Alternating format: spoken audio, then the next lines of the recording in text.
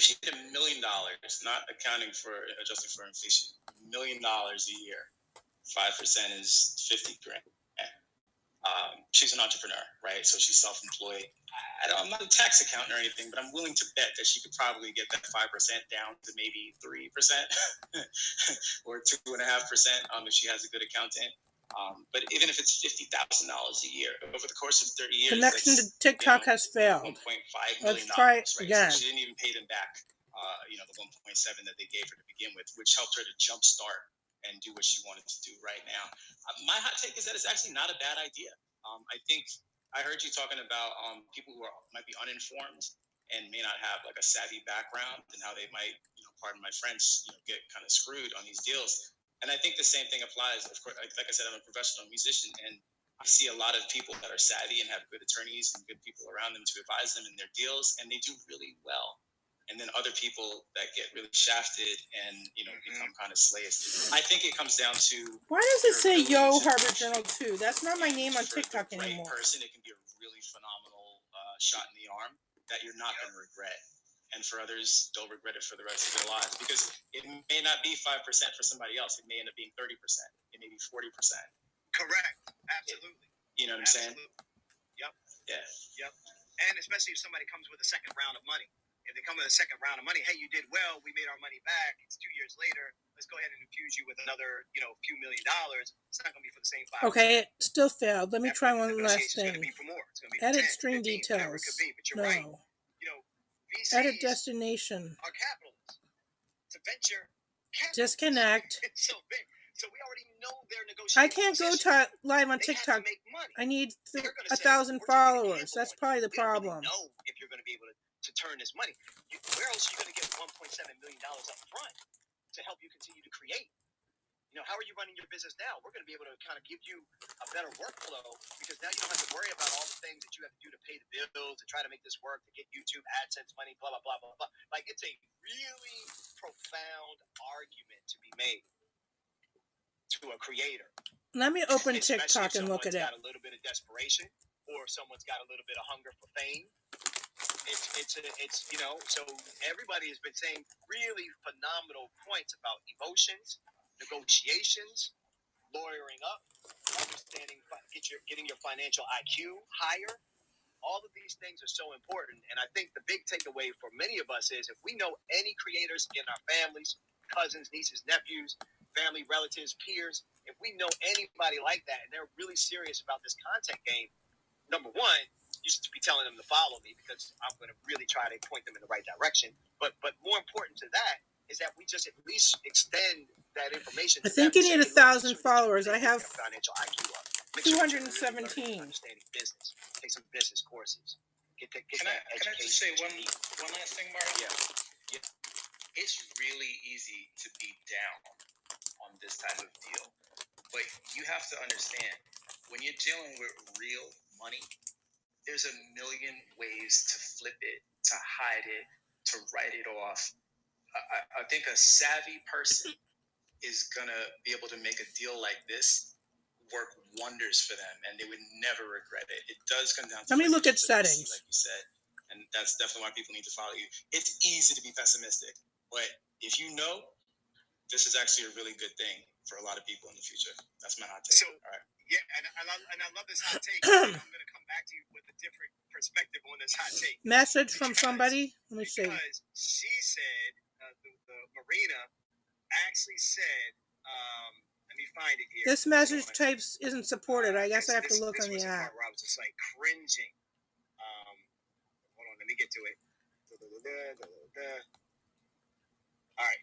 Okay, so she says, I don't know exactly what I'm going to do with the money. What is it? Okay. What? That right there. I don't believe it. Let me see if... Whoa! Damn it! Sorry. Why don't you believe her? If someone if you don't have money and someone's telling you you're going to get 1.7 and you haven't really thought through your strategy, you don't have a real clear purpose on maybe where you're going or what you absolutely need right here and now because you've never really thought about that before because you've just been a creator, I think to some degree we might be asking people to Can be I make this louder? at the same time of just being a creator. Are there more messages? Says, I can't see the messages. She's trying to figure it out as she goes along. This message type isn't supported? What does that even mean? I think that's sensational. Download the app to view this message? They sat down in a room and they came up with that 1.7 number, and they had to have discussed. See, there's another message that I can't because see. You have to project what that income is going to be and how you're going to make it, right?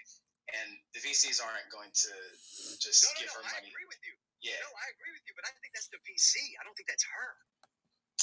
I think it's sensationalism. All right, I'll look on the app later. I'll try one more time. It says there's a message. And we're going to see that she had this whole thing planned out, and she's going to do incredible. That's my hot take.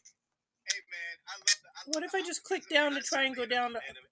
It's not... myself, and I really want the best for her. I want the best. Starting to choke. I think I need allergy medicine. I just get worried, when I see open link in new tab. Let's try that. It could be that they're trying to sensationalize it. It's true because she did say that she admits she's figuring it out as she goes along, but that she has already started to use the cash to invest in 5. All right, I'll check on the app later. To create her economy, and would love to invest directly in other. Who's here? Let me open Haps in another link to see if there's any. So, maybe that's where she's thinking and that's what she wants to do. But again, we're going to take 1.7 and put it into startups. Kind of scares me. We're listening to Mario Armstrong on Clubhouse. How much did you put into those startups? That's 5 of them at what? At what amount? Most startups fail. How are you really hedging your bets?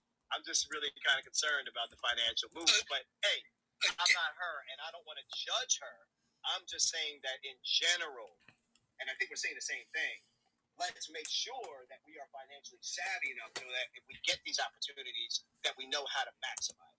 And again, I'm questioning her financial background, if her family has money or anything like that, because her circumstances might be different to where she can afford to put that money into startups as opposed to, again, minority creators. I'm going to open another browser to see how many viewers. That, need money to, survive and build. Let's see if I'm trending. Build their platforms out. So you also got to look at that as well.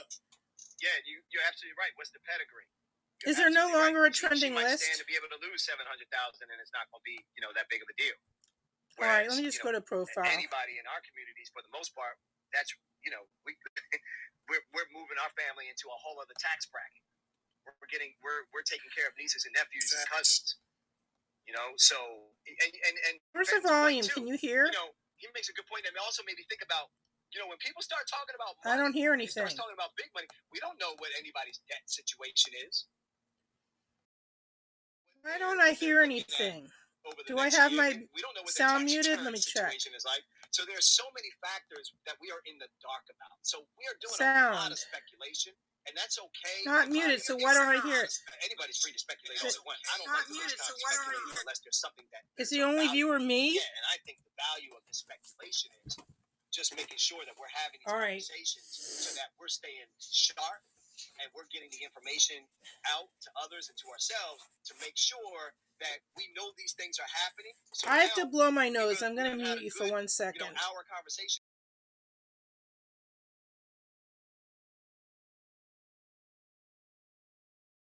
We can speak on that to kind of make sure that they're hearing two sides of the story. All right. So that people can make more informed decisions. Where is my allergy medicine? Tip of the iceberg. I do think we're going to see more of this. And like you said, we don't know what's behind the scenes. It could be, what if she has some amazing deal right now with the metaverse, and it's kind of like, well, this is closing the gap on the real world situation, but I already have something banked for the virtual world, so I'll let them have this because I'm moving on to something next. How about this? This young lady, I'm on her LinkedIn, has a master's degree in econometrics and quantitative economics. What the hell does that even mean? I don't think she got screwed on this one. I think she knows exactly what she's doing. With the deep research. Pulls the curtain back like the Wizard of Oz. Ben with the deep research. Love that, fam. Love that angle. I've looked at her YouTube channels and did a little bit of research. Didn't go check that LinkedIn account. So I'm glad you did. That's dope. That's what's up. Well, for those of you that are still hanging around, here's what I would like to do. I would like to go to IG Live so I can show you all something. I won't keep you all long. It'll probably be like a 15, 20-minute live, but I do want to answer any questions. But I want to show you what this whole Monetization Creator Studio app from Meta looks like, so that you can actually see what the requirements are, how you can potentially become more eligible, and understanding really what it's going to take for you all to start getting paid for your content. So at the end of the day, and I'm also going to show you something about brand sponsorships. So at the end of the day, look, we're going to start hearing more deals about people, venture capitalists investing in humans, not just their company ideas, but in their content, in their creations, and the things that they're making. So that's number one. Number two, we need to get savvy about the fact that some of us might be in a position to be able to take advantage of this. Number three, regardless of that, we all need to be stepping up our financial literacy so that we can understand when we're dealing with any kind of deal. Because if you're listening to me, I'm helping you try to expand your opportunities. That means get better deals. And so understanding the financial literacy and deal literacy, deal making, negotiation, sales strategies, positioning, all of that stuff is important and critical. And then I think as it relates specifically to content creators in the building, my stance, I'm still standing strong. Nothing has wavered me one bit on whether or not brand sponsorships is the best way to get access to real money for content creators. 1,000%. This 1.7 million can't waver me in one bit off of somebody else that's only got 5,000 followers being able to get a $30,000 deal, or even a $9,000 deal, but being able to do that 10 times. Hello. So brand sponsorships is actually being illuminated even more importantly to me. And what I do fear is that there are people that aren't getting educated or trained or taking some kind, whether it's my course or someone else's, getting educated on how to pitch corporate dollars, because the money is sitting there and you don't have to give up a percentage of your business. So a lot of what we do is we use the corporate money to infuse what we need to pull off the projects that we're telling them we're going to do. But then we're creating profit inside of that. We're not just going to pay for the production or just from their money. We got to make a profit. That profit goes back into the business to help feed the business for new products, new opportunities, new impact, savings, buying a property, whatever it is we want to do. And my point is, we're using that money like it's seed money without ownership involved. So it's just really something to think about. That's why I'm still bullish on brand sponsorships. But let's take it to IG. Y'all come to my IG Live. Go to @MarioArmstrong right now. Follow me @MarioArmstrong. Any last words from Phil, Luis, Daria, Dr. Vibe, Angie, Fenton, Jen? I really appreciate y'all making this a really healthy and wealthy conversation. I appreciate all of y'all's insights. Great room. Awesome. Yeah, Thank great you. room. And just more power for the small influencers. Just it's sitting right in your face. I'm with you 1,000%. You don't need the followers, people.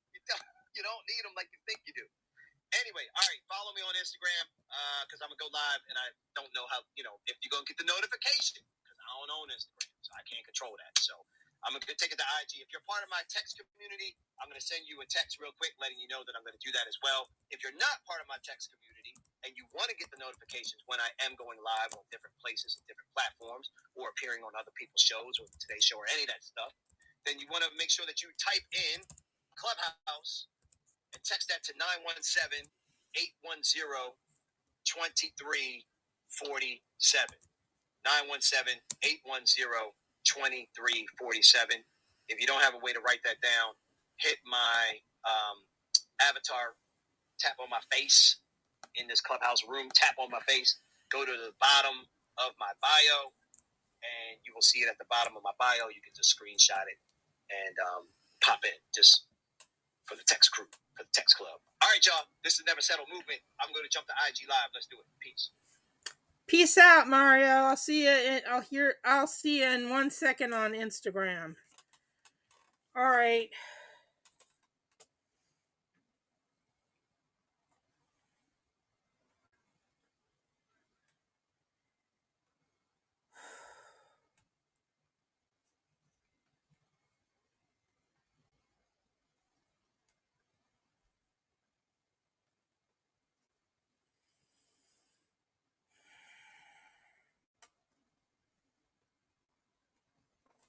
Should I refresh it?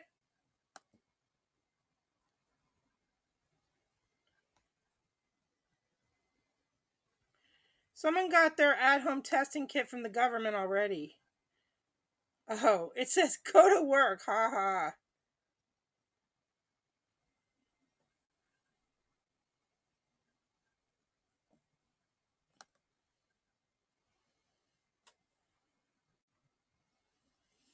All right. Let's see. Is he live yet? Wait, no. Let's click it again. Oh my goodness.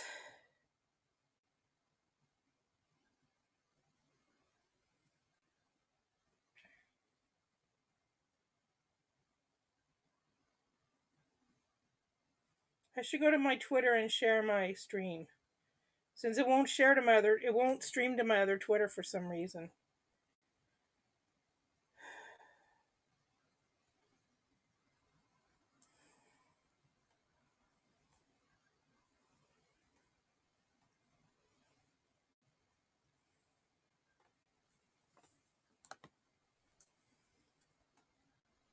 Profile. Live. So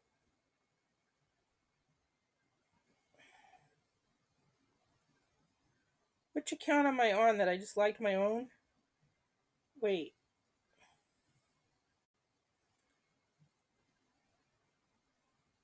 Quote tweet.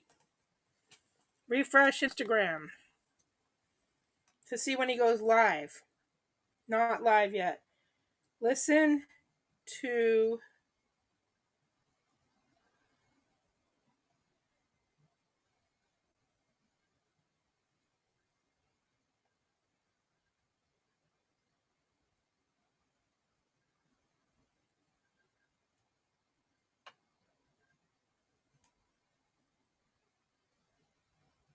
live now on IG.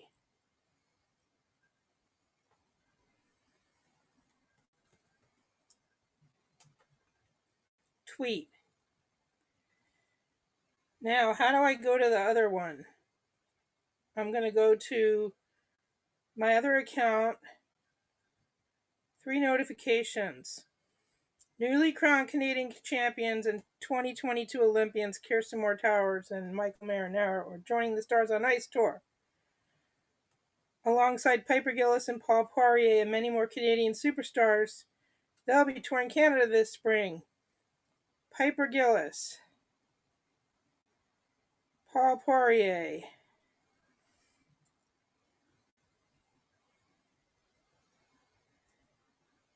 retweet. Alright, what else? Golden Skate. This program is so impressive and has so much power. Jun Hwan Cha. I have not seen that yet. There was a login to your account. Danny Bonaducci's mother died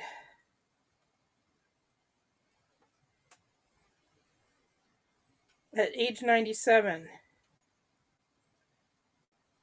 I can't stress how bad things are for Portland restaurants and bars these days. It's so awful.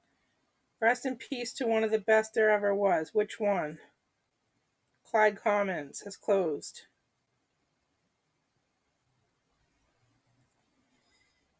All right, let me refresh again and see if Mario's live yet on Instagram. No. She's living her best P&G mom life from Jason Brown. Let's check that out. Is that his mom? Yeah. Did they send her all that Bounty and Tide and Charmin?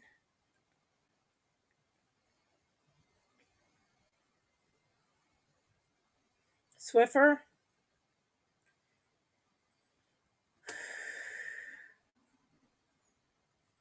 Four continents underscored. K&C surprise reactions. What does that mean? Just feels like so much to be having to compete at peak for the Korean skaters ranking competition in early December, nationals in early January, 4cc 2 weeks later in January, then the Olympics.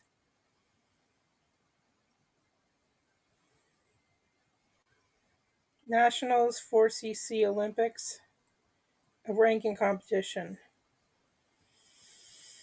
Early December, Mai Mihara. This is the best and happiest medal of all my 4cc medals. For me, I was so nervous before going into today as the Japanese nationals were in the back of my mind. I'm so happy I could overcome it. I don't know what happened at Japanese nationals.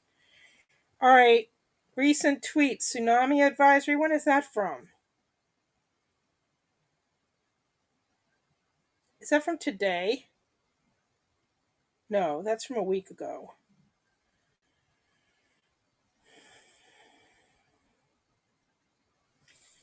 All right, what opened 7 minutes ago?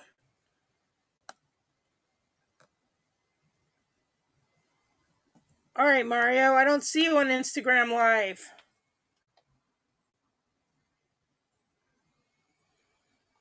Somebody needs to start packing what?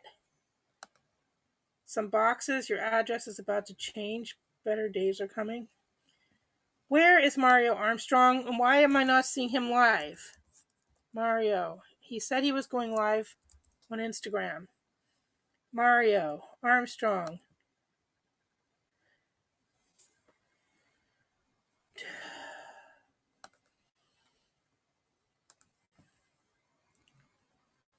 All right, let's go back to the home.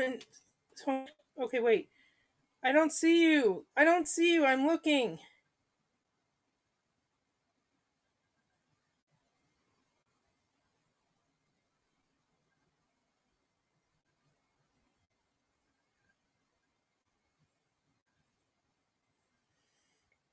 I'm showing you inside the Monetization Creator Studio app that is paying creators.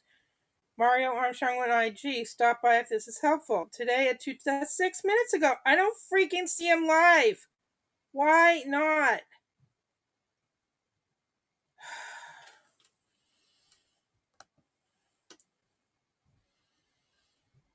There, now it says he's live. Why didn't it say it there?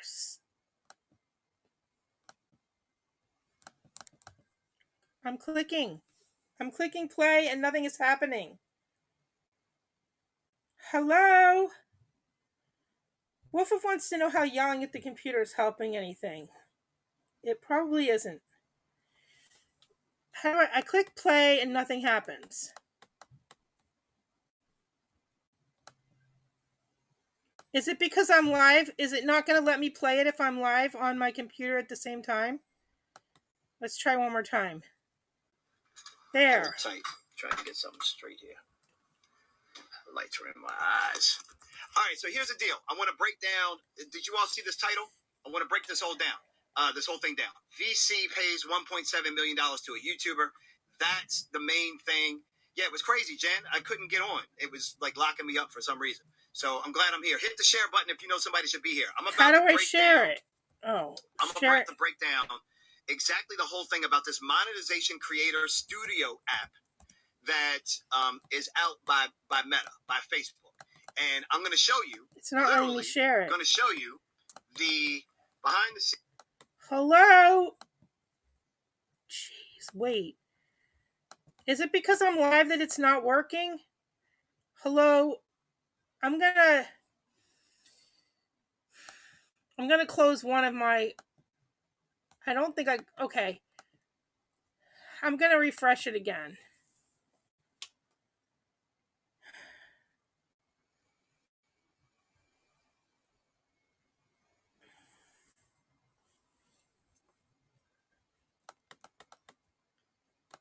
Exit page. Reload.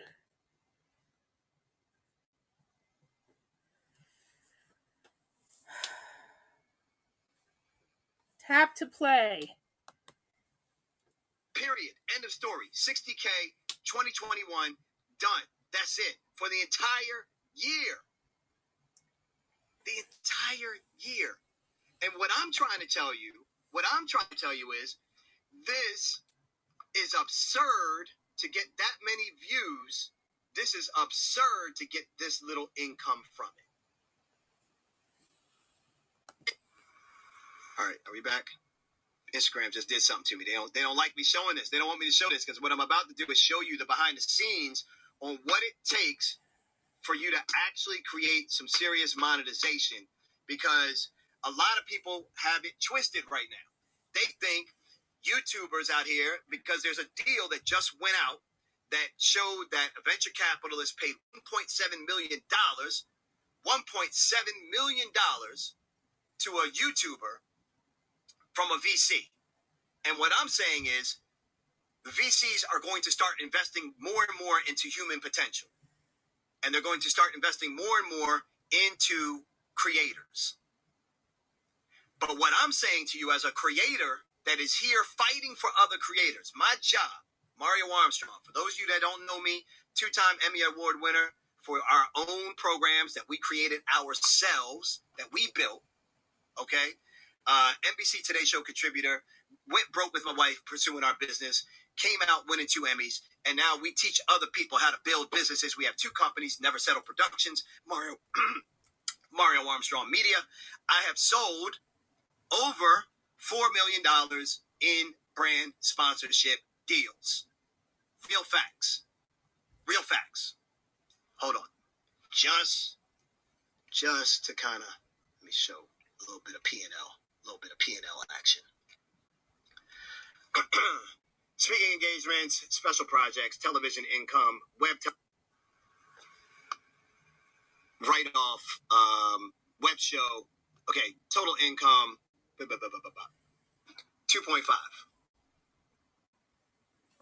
2.5. Real facts. Y'all don't want to see. You see the sum? Y'all don't want the sum? Sum what? What are we talking about here? Okay, so real facts. All from brand sponsorship money. Brand deals. Understanding how to go to corporate. I'm not playing. I'm trying to really teach you all. I really don't want to see any of you suffer like I did. We all suffered. We're all at different points. Oh, I was trying to share this on Twitter. I still got some debt I got to get cleaned up. Like, it all looks great and it all looks groovy and everything, right? But at the same time, I'll be the first to tell you I got some debt that I want to clean up too. Like, I'm not above any of y'all. Nobody is above anybody. I'm just trying to give you the game that I have been blessed with getting, seeing, doing, and experiencing. And I want to make sure you all are getting some of that too. That's why I'm showing it. I'm not showing it to floss. I'm not showing it because I'm trying to prove a point. Well, I am trying to prove a point. I'm trying to let you know there is a reason that you should be listening to me, because I actually know what I'm talking about when it comes to brand deals. Because if you could just look at some of the line items of some of the projects that we have on our P&L statement, and you see what we're doing in terms of total income, that the numbers in a spreadsheet don't lie. The numbers in a spreadsheet don't lie, especially when there are financials, okay? So, why am I showing you this? Why am I showing you this? Because these content companies, these platforms, I'm going crazy right now because I can't wait to show y'all this. These platforms are trying to get you to think that you can get all your money from the platforms. So let's go into the platform and let's actually take a look. Let's actually take a real look. All right? We're going to look at what is called the Monetization Creator Studio app. I'm not making this up. I got notes, tons of notes. I've been doing my homework on this. I really want you all to understand what's going on. So if you have fan pages, business pages, content creator pages on Instagram or Facebook, you can come into what is called the Creator Studio, which is this here. Inside of the Creator Studio, you will be able to see all the different ways that you can now monetize your content if you have monetization turned on and if it's available to you. So, couple of things. I'm going to break down first and foremost all the different ways you can actually monetize your content using the Monetization Creator Studio app. I'm going to break down which, by the way, you can only get on the desktop. You cannot pull up the Creator Studio app on your mobile. Won't work. Okay, I'm trying to turn that off. Sorry. PLP is in the building. What up, fam? Good to see you. All right, so there are so many different ways that you can actually. Let me rephrase this. There are so many different ways that the platform is telling That's you what's getting that the you can double make sound. money. There's so many different ways the platform is telling you you can make money. So let's break down. Let me show you the different things. It's like 10 of them. Let me show you all the different ways that you can actually make money as a creator in this Facebook or Meta Creator Studio app. All right, let's go in. Okay, I'll First just turn the volume down. Ads. So with in-stream ads, you are able to, this would be having ads actually play in your content. I haven't done any of this with this yet. And I'll break this down in a second. I haven't done any of this yet because again, monetization to me comes from brand sponsorships because I have proven to myself that with the brand sponsorship deals that we have done, that we have been able to generate way more than what the platforms are talking about paying us. Way more than what the platforms are talking about paying us. Okay? So this is why when you hear me going hard on people about, 78 million views on YouTube, only getting $60,000, this is ridiculous to me. Now, 78 million views may do something else for you. Maybe you're trying to sell merch. Maybe you want to get picked up as a public speaker. I'm not going to say that getting 78 million views can't help you in other spaces. But what I will say is just getting 60 grand off of 78 million from the platform is not what the goal should be. And if, by the way, you're able to get something like 78 million views, come on, y'all. Like, I'm doing this, and I got 30,000 on Instagram, 30,000 in Facebook, 20 or 30,000 on Twitter. Like, come on. It just doesn't, the game is that they want to keep you on their platform. Keem Smile says, you're right. I'm a YouTuber with a few channels, so I'm listening. Appreciate you being here. If this is your first time coming to me, don't let it be your last. I fight for content creators. That's all I'm about. That's all I do. And I'm always trying to serve. Yes, I have courses. Yes, I have programs. Yes, I have a mastermind. But I'm always trying to serve because content creation is king. Let me tell you, 2022 is the year where bigger deal. We just saw this YouTuber get $1.7 million from a venture capitalist. This will not be the last time we're seeing this. It's not even the first time. It's just the first time many of us are hearing about it in this way. But venture capitalists are putting more money into humans because of the potential. And if that means our potential has that much worth in terms of the content that we're creating, then the platforms can't be paying us anywhere near what we're worth. Now, am I saying don't get the platform money? No. I'm not saying don't get the free money. Get the free money. What I'm saying is watch how much energy, how much time you have to put into getting that scrap of cash. That's what I'm saying. Appreciate you, T Final Form. Black Star, what up? So let me show you again the seriousness of this because we're talking about the Monetization Creator Studio app. And there are several different ways you can monetize on this creator app. Several different ways. So let's break them down so that you can fully understand where I think you should be spending the bulk of your time if you want to make a sustainable, real full-time income. And like I always say, if you want some shoe money, then go play with the platforms. Because you can get your shoe money, you can get your go out to eat money, you can get some restaurant money. But if you want real sustainable income money, you better understand brand sponsorships. All right, so what does Meta Creator Studio offer you? Here's what it offers you. It offers you different monetization tools, different ways that you can monetize your content. One is called in-stream ads. You can make money if you meet the criteria, which I'll break down in a second, on Facebook or Instagram putting ads inside of your content. So that's one. Two, you could get paid for online events. These are events that you would create and host, and you would be able to collect all that stuff right in one space. Okay? So this you can now do paid online events as a way that you can actually charge people through the app to access your event, virtual, physical, whatever it is. That's two. Another one, subscriptions. Now this starts getting into, the Patreon space, right? And subscriptions is great because subscriptions is recurring revenue. So anytime that you can create something that can be a subscription-based opportunity, you really want to be looking at that. You don't want to take that lightly, because then you can look, when you know how much monthly income you have coming in based off of a certain amount of subscribers, yeah, you'll have some that'll fall off, but then you'll have some new ones that'll come on. So you'll have an average amount that will stay kind of consistent. When you know that your average amount, let's just say that for sake of argument, your average amount is going to bring you $2,000 per month. You can start to plan differently based off of knowing that you're going to have $2,000 a month coming in, right? It changes how you can approach everything when you can have some kind of consistency. So anyway, subscriptions. This is a third way. How many ways did I show you so far? I showed you in-stream ads. That's one. What up, Daria? I showed you paid online events. That's two. What's up, Jamel?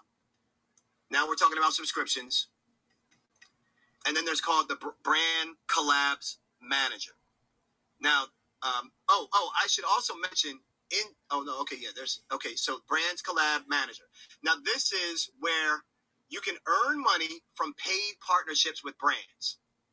So brands would find you and say, hey, we see that your account is available to collab, and we would like to do something with you. All right? Okay. Now let's keep it. Let me scroll down some more here. Hold on a second. Then you have stars. Stars is how viewers can purchase stars and send them to you during broadcast to show you support. I believe it's $1 for every star that you would get. All right. And then instant articles. If you're great at writing, maybe you're not great on video. Maybe you're better at writing. So if you were to start doing instant articles, you can monetize those articles. All right. So those are the key ways that you can use the Meta Creator Studio for you to monetize your content. Instant articles, stars, Brand Collabs Manager, which we're going to come back to, subscriptions, I'm going to come back to that, paid online events, and in-stream ads. All right, so now let's look at the eligibility. What's the criteria that you need to reach in order for you to do subscriptions? So let's say you want to do subscriptions. You got an audience that you think would pay you $5, a month, or $10 or $30 or $100, whatever the money is. And you're going to create a subscription for your page, right?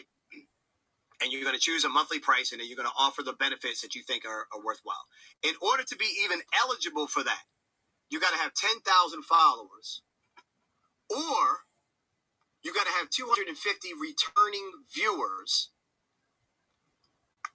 and so you either have to have 10,000 followers. So if you ain't got that, then you're looking at 250 returning viewers and 50,000 post engagements or 180,000 minutes viewed. This is just to be eligible, y'all. This is why it's very important that you understand the amount of energy that you would have to be putting. Who thinks that this criteria is fair? Who thinks it's not fair? Who thinks that's doable? Whatever. I'm not trying to taint it one way or the other. I'm showing you the facts. If you want to start charging subscriptions, that's what you have to do for the criteria. 10,000 followers or 250 returning viewers and a bunch of people are going to try to 80,000 post engagements, or I can't read that. To try to get subscriptions turned on. So then you're going to be spending a whole bunch of money and time and energy trying to figure out how to get 250 returning what? And really what we need to be doing 50,000 is post engagements or 180,000. What does that say? 180,000 minutes viewed. All right, let's go to the next thing. Brands Collabs Manager. So this is where you can earn money from paid partnerships with brands that want to collaborate on creating and sharing content with your audience. All right. So this is great for creators that have an active following.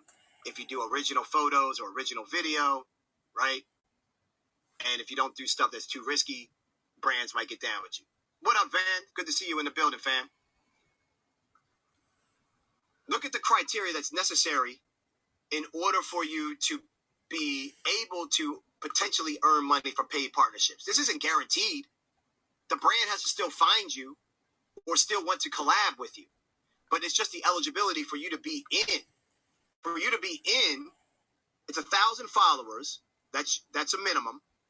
You got to have 1,000 followers. So that's more doable, right? That's more doable. But you also have to have 15,000 post engagements or 180,000 minutes or 1 minute views, 30,000 1-minute views of 3-minute videos in the last 60 days. So first and foremost, you got to have 1,000 followers. All right, cool. Once you get your 1,000 or more followers, now what's the next thing for you to be eligible to potentially do paid partnerships? You have to have 15,000 post engagements. That means likes, comments, shares, saves. 15,000 in 60 days.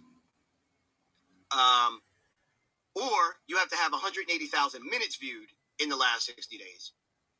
Or 30,000 1-minute views of 3-minute videos in the last 60 days. So Jamel says, wow. And that's where I'm going to come back. Right. Wow.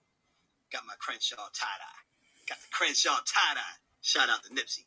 Crenshaw tie-dye. You know what it is. Come on now. My brother is so salty that I picked up this shirt. He's so salty that I picked up this 45 shirt. feels like 41. You just saw Humidity, what 72. the inner workings looks like in terms of what the eligibility Barometer, is necessary not in order for available. you to pass the criteria to be able to be paid from Facebook or Instagram, i.e. Meta, in terms of their brand, in terms of the creator studio monetization. I showed you that there are like 7 different ways that you can monetize. In-stream ads, instant articles, paid online events, subscriptions, stars, in-stream ads for live content. So when you're live like this, if I had turned on my account, or better yet, if I had met the criteria and I was eligible to have ads run during my Instagram live right now, pre-roll, mid-roll, post-roll, that could happen. That could happen if I wanted to turn that on and if I qualified. And then the brand collabs manager, where they help connect you with brands for partnership opportunities. So we're talking about what's the eligibility and the requirements in order to get into these programs. And so the brand collabs manager, you got to have 1,000 followers, and then you got to have either 15,000 post engagement or 180,000 minutes or 30,000 1-minute views of 3-minute videos in the last 60 days. Pretty heavy requirements, if you ask me. All right? Pretty heavy requirements, if you ask me. Let's go in. Let's go back. So let me show you. Let me pull up monetization. All right. So, hold on a second here. I got to show you other monetization tools. All right. All right. So, this shows you a little bit of the inside, right? Like, these are all my different pages that I have going on that are potentially eligible. So, I'm just showing you one of the pages. So, if I wanted to turn on in-stream ads, thank you, Peace Movement. If I wanted to turn on in-stream ads for on-demand content, so this means any of my on-demand content, I shoot a video, I upload it, it's now on demand, you all watch it, or you watch it in replay. If I turned it on, or if I qualify for the criteria, I could turn on in-stream ads, and those ads would play based off of what my audience is, and then I would get a certain amount of money. They don't even talk about what kind of money you get, by the way. Okay? Which is a red flag to me. But number one, you have to have 10,000 followers. Let me go to my actual page.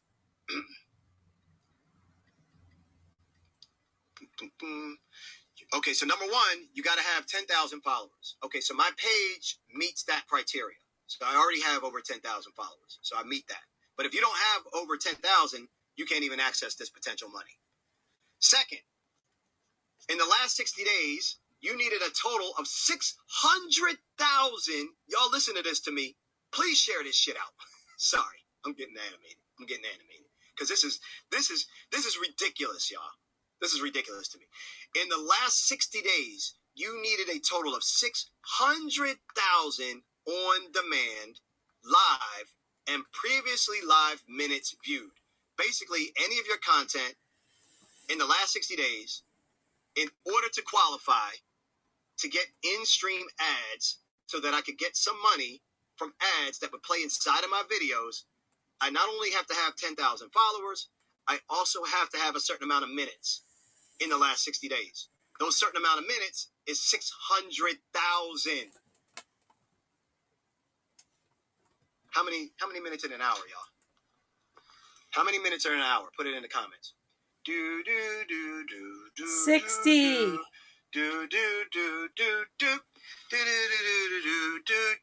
How many minutes are in an hour?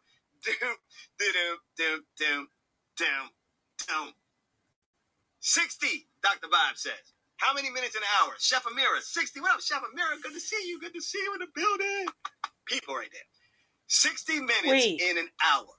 So who's done the math already? How many hours of content is 600,000 minutes? How many? I got the answer if y'all don't. I don't want to put anybody's, I don't want to question anybody's math situation. All right? I don't want to question it. But if you can already kind of get a sense, we're talking 600,000 minutes. There's 60 minutes in an hour. Chef Amira coming through with the actual facts. No, it is 10,000 hours, T-Final Forum. Can you imagine that? 10,000 hours of content viewed on your page in the last 60 days in order for you to qualify. Y'all, they playing us. They are playing us because they can. When something is free, you are the product. Again, quotable, grab that, put quotes around it, tweet it, post it. When you are using a free product, you are the product.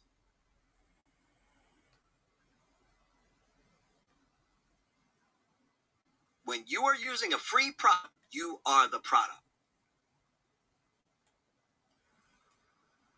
Fine print. Eligible minutes. For those of you that are just joining, we are talking about how you can actually make real money if you really are serious about creating content and wanting to make money for your content. I am a beast at this. I am not fake at this. I have done this for real.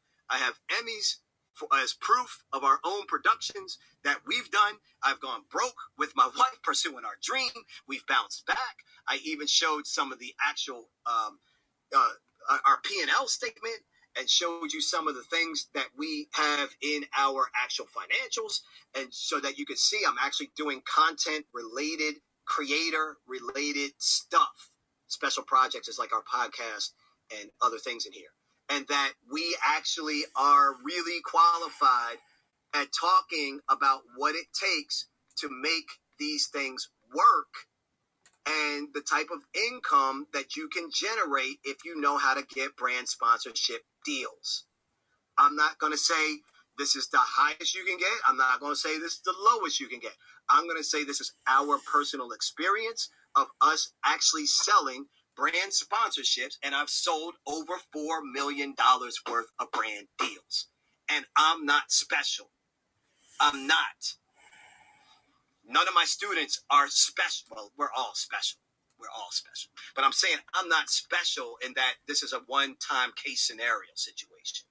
I got students in this chat right now that are understand that, have either gotten deals or are now getting in better rooms to position themselves for deals because they've taken my course.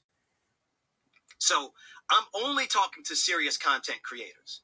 If you want to get paid $500 for a post, I'm not your guy. I'm not that guy.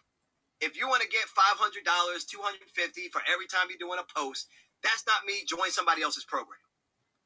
If you want to get 5,000, 10,000, 25, 50, 100,000, if you want to understand how to get a recurring contract like we have with Zenny, if you want to understand how to get one brand and get them for 2 years and get $180,000, that's what I'm talking about.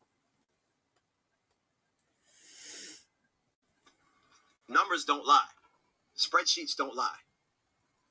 Spreadsheet does not lie. So you can create even a sliver of this opportunity better than what the platforms are telling you they're going to be able to give you. Better than the platforms. This is why I don't like the game that the platforms are playing. So what we're talking about today, right now, is we are talking about Meta's Creator Studio.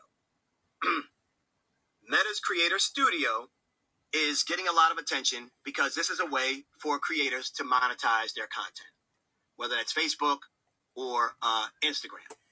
Okay? So I just want you to understand that in order for you to even qualify for some of this monetization, that the criteria is already set up to keep you on the app at a ridiculous clip. And that's because they want more of you to create more content on their app, because that means they could sell more advertising over and over and over and over again. So they know their game on how they're going to get their money, but how are you getting your money? So when we look at the fact that in order to be eligible to even be in the playing field to potentially get in-stream ad money, you're going to have 10,000 followers, and then you got to have 600,000 minutes. That's 10,000 hours of content that had to have been viewed in the last 60 days. This is why you see me at 1%. I ain't nowhere near that. All right, let's go on. Not only do you need those two things, you also have to have at least 5 on-demand or previously live videos published on your page that are active. So I met that, but I haven't met 10,000 hours. So let me help me understand why I need to spend 10,000 hours when I'm doing this with my own 40-hour weeks, 60-hour weeks. What am I chasing? Where am I using my energy? What do you all have me trying to chase here? I love this. Keem Smile says, this is crazy looking at my creator studio right now with you. That's what I'm talking about. Let's get to execution. All right, let's go to the next way we can monetize. Here's the next way we can monetize based off of the Creator Studio app in Facebook and Instagram. Now, here's the other game that they're trying to put you on, that you can get subscriptions. Who would not be excited to get subscriptions from people in your groups? Let's say some of you have been, look, one of the things that we know for sure that's been really doing well over time with Facebook hasn't been our posts, hasn't been the engagement on our posts, but it's been the groups, right? Groups have been strong. So let's say you build up a community. And let's say now you want to charge subscriptions. You don't want to take them over to Patreon. You don't want to move them to a whole other platform. You want to get paid inside the platform, Instagram, Facebook, whatever. So if you wanted to start doing subscriptions, let's look at the criteria. All right, let's look at the criteria that you need in order to qualify for subscriptions. All right, here we go. Number 1, in terms of your audience, you either have to have 10,000 followers or you got to have 250 weekly returning viewers. So that's, you can't even start to begin to talk about subscriptions to your community if you don't do one of these two. All right. Next, how are you making your making that content engaging? In the last 60 days, you needed 50,000 post engagements. Post engagements are going to be hearts, likes, comments, shares, saves. If somebody does something and takes action on your post, that's considered an engagement. Agnes Love Heal says, sign up for the masterclass. Thank you. Thank you. Honestly, thank you for listening to me, because I can get like emphatic, y'all. I'm so, if my intensity is too much, tell me in the chat right now, because I can dial it back. If my intensity in the chat is too much, please let me know. I don't want to. I get energetic. The passion is real. My heart is real. I don't want people wasting their time in their lives when what you're trying to do is impact other people's lives. And my concern is that so many people aren't getting the fine-tuned details from people that are practitioners.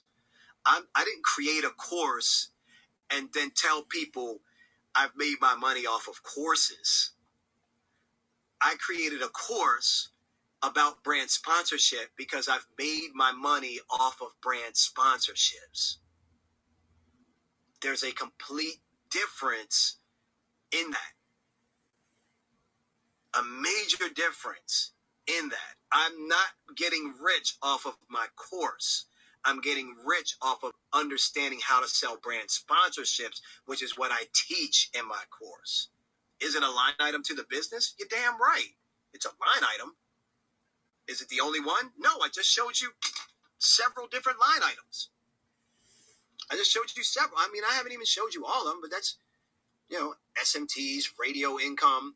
This is what we kind of consider like when we were doing our Sirius XM stuff, special projects, TV, web show. Okay? Like, I'm showing you. So the brand sponsorships is real. Bottom line. It's just real. But everybody wants to think it's very hard. And everybody wants to think that you have to have a certain amount of followers in order to access it. You don't. But unlike Facebook telling you or Instagram telling you, you need 10,000 followers before you can even access this available potential money. You need 10,000 followers before you can even access this. You need 600,000 minutes viewed on your content in the last 60 days, which equates to 10,000 hours in the last 60 days before you can even be eligible and meet the basic criteria. What's their gain in doing that? It's clear. Their gain is if they put milestones and metrics for you to try to hit so that you could get to a certain point, you are going to create more content. You are going to think about how to make it more engaging. You are going to constantly post, put up videos, do lives, do reels, do everything. You're going to start dancing when you don't even like to dance because you think that's the hot trend for you to do. You're going to start trying to get your kids on camera because you think they're cute. You're going to start putting your pets on camera because the internet goes crazy over cats and dogs. Like, you're going to start thinking about everything to try to hit these milestones except the thing that's really God put you here for. And if not God for you, whatever your spirituality is, or if you're non-spiritual, whatever is your purpose. That's what you're here for. Not for chasing to create 10,000 followers. I can get somebody a $10,000 deal with 1,000 followers. I've done it already. Vernetta has done it. One of my students has done it. 12,005 from, I was about to say Coca-Cola. It wasn't Coca-Cola. Coca-Cola said no. She got it from Bacardi for an event that she was doing that she didn't even have proof of concept. She just had it like a one-page example as to what this event was going to be about. Went to Coca-Cola, they said no. She went to Bacardi, they said yes. She followed my system to a T, and she got $12,500. She had 1,100 followers at the time.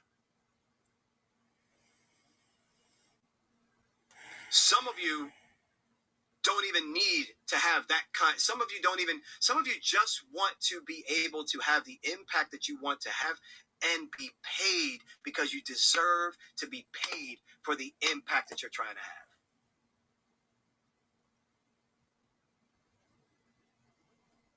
There are reasons why people fail at getting brand sponsorship dollars. Look, this wasn't intended to be a pitch for the course, but I'd be stupid to not tell you all. Look, there's a free mastermind that you can watch, a free webinar. It's in my bio. It's in the link in bio in my Instagram. But honestly, take that, please. Go ahead, take it. It's free. It'll help you. But if you already know that you're a content creator, if you already know that you want to make $1,000 or more monthly, minimum, like I don't even train people for that. But I'm just going to say, like, that's the lowest hanging fruit, because some people just want to get their car note covered. I get it. Some people just want to get, savings in the bank. I get it. But then some of you actually want to create real businesses, or at least a real sustainable income based off of what you feel is your God-given purpose.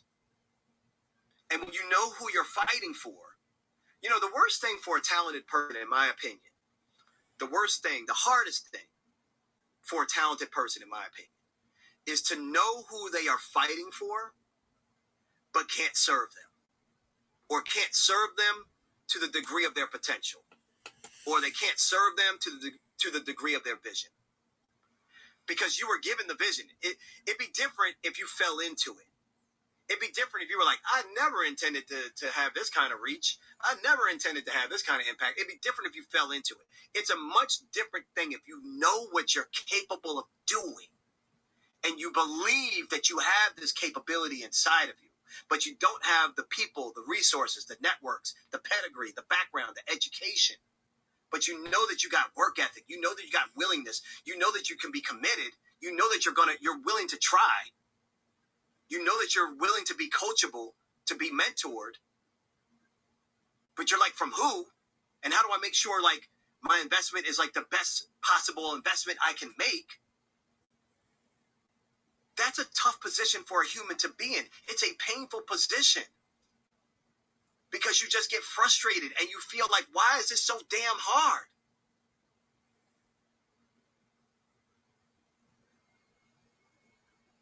I'm not talking from a place of holier than thou. The only reason why my eyes are watering up saying this is because it's my story too. The reason why my eyes are watering up why I'm saying this is because it's my story too. And when we start to be more transparent, I keep telling people that the currency of today is not just relationships. People think the relationships is the currency. It's not, because you can still have people with hidden agendas if it's just about relationships. It's about being vulnerable with the relationship. It's about being transparent with the relationship. It's about letting you all know, I don't know everything, but the stuff I do know, I can teach you, and it can make a difference because I've done it for myself and I've done it for others, and it's proven. Now you start asking me about some of this other stuff, that's not I'm not gonna, that's an ego. Oh yeah, I know everything about real estate too. What? That's my ego. No, Mario, stay in your lane. What's Mario's lane? Mario fights for creators and entrepreneurs who have a vision for themselves but do not know how to become profitable. I get you clarity, I get you consistency, I get you accountability, and I get you profitability. Period, end of story. I'm not happy unless you're getting those things. At all. At all. Yes, we got to own niches, Agnes. Yes. Agnes, I love your vibe. Thank you. I've been reading your comments. I was, a lot of times I'm just a vessel. A lot of times I'll get on a thing and I'm just a vessel. And I just allow it to be used until I'm like, okay, The universe has moved on to go help somebody else because, I'm taking a break. So I don't want to lose track with what this conversation is about. This conversation is about three things. This conversation is about four things. This conversation, first and foremost, is about you and your dream and the vision that you see for yourself and the capability that you believe you have, and then the fact that you need help, accountability, systems, processes, criteria to get you there. Number one. Number two, you can make more money for your content, for your events, for your social media, for your YouTube channel, for your podcast, for any of those things. Thank you, Azel83, for following me. I don't know how many of you are new to me, but I think that's the first one I've seen follow. So if you're getting any value, please don't forget to follow me because I do this all the time. So please follow me. I do this all the time. POP, what's up, baby? He's in there buying badges. Thank you, brother. Good to see you, man. Thank you. You and I got to join up and do something. I want to do some lives with you. We got to join up and do some stuff. Circle back to me on the DMs on that. So number one, you're fighting for a vision and a purpose that you have. And you know what that vision and purpose is, and you need access, you need help, you need true mentorship coming from a place of empathy, not sympathy, coming from a place of empathy and experience. Boom, done. Let me be that guy for you, or at least try me to be that guy for you. Two,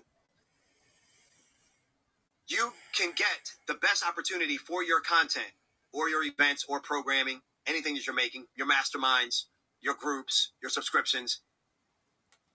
Well, subscriptions is mostly individuals, but the lion's share, here's the facts. 77% of creators that are really making money, I show this in the webinar, I talk about this in my course.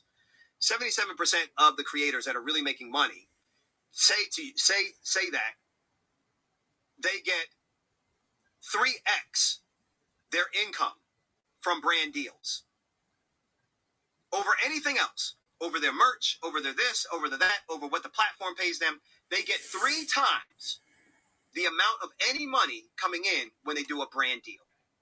77% of creators have said this on record. I'm not making this up. I can give you the footnotes. I can give you the link if you really want it. So, brand deals is the way to go. But people don't think, how the heck do I access FedEx Office? I had the same question. I figured it out. How the heck do I access Capital One? I had the same question. I figured it out. How do I get in front of Beats by Dre? Same question. Figured it out. Look, let's Beats by Dre. Same question. Figured it out.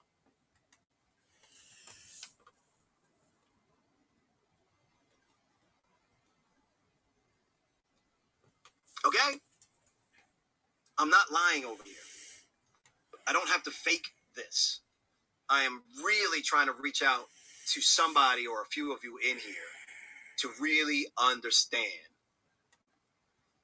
what the potential is and what you could be potentially missing. Okay? Number 4, the platforms is not where you are going to make a sustainable income from. Let's just recognize that that's fact. That's straight facts. Thank you, Agnes, for a badge. Thank you, author Angie, for a badge. I appreciate the tips. Thank you. Chef Amira, we go back. So I know that you're one of the authentic ones. I know that, real recognizes real. And I appreciate you saying that because there's so much snake oil out here.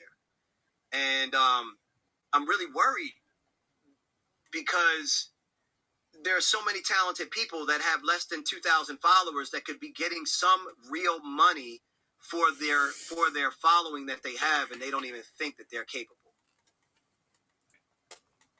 And it pisses me off because what they think they got to do, they think they got to come over here, and they think they got to get 600,000 or 180,000 minutes in order to try to get some of this money.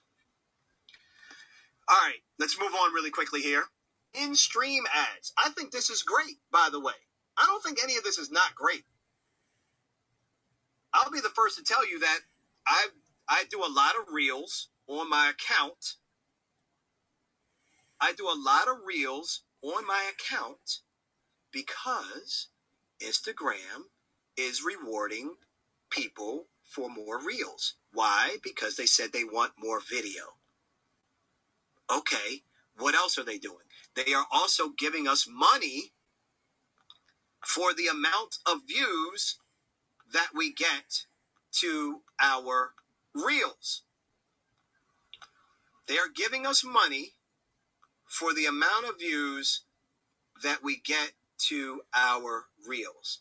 The problem is your reels have to do about 1.7 million views in order for you to make a simple $800. That is the max payout you can get in a month is $800 off of the reels. And the max payout can only happen if your account has had 1.7 million views. And I am here to tell you that if anybody in this room has 1 million views on anything, you should be getting 3 to 4 times the amount of that money. I haven't been getting 1 million views on my stuff, and I'm getting $20,000 and $30,000 deals. Let's pull up proof. Can we see that? How come that's not showing up clear? There we go. Let's pull up proof. This is it. This is again. Look at the date, December 20th, 2021. December. Look at down towards the bottom. December 20th, down towards the bottom of this. Let me shake this off of here and put it on me. December 20th, 2021. The maximum bonus, $800. The maximum, $800. Look at the bonus plays. I got 56,000 plays. And that paid me not even $267. Look at where the purple line stops. Nowhere near. 1.77 million in order to get to $800 in 1 month. This isn't overtime. This is 1 month. So I'm supposed to spend a lot of my time in my waking hours trying to figure out how come I can't get more people to watch my stuff. How can I get more followers? What should I be doing? Should I be getting more sexy? Should I be getting more, here's the worst. Should I be getting more shocky, conflicted, controversial? Will that bring me more people? Should I get more crazy in my headlines? Like, what are we fueling people to do to try to get there? Should I jump over a moving car? You know what I'm saying?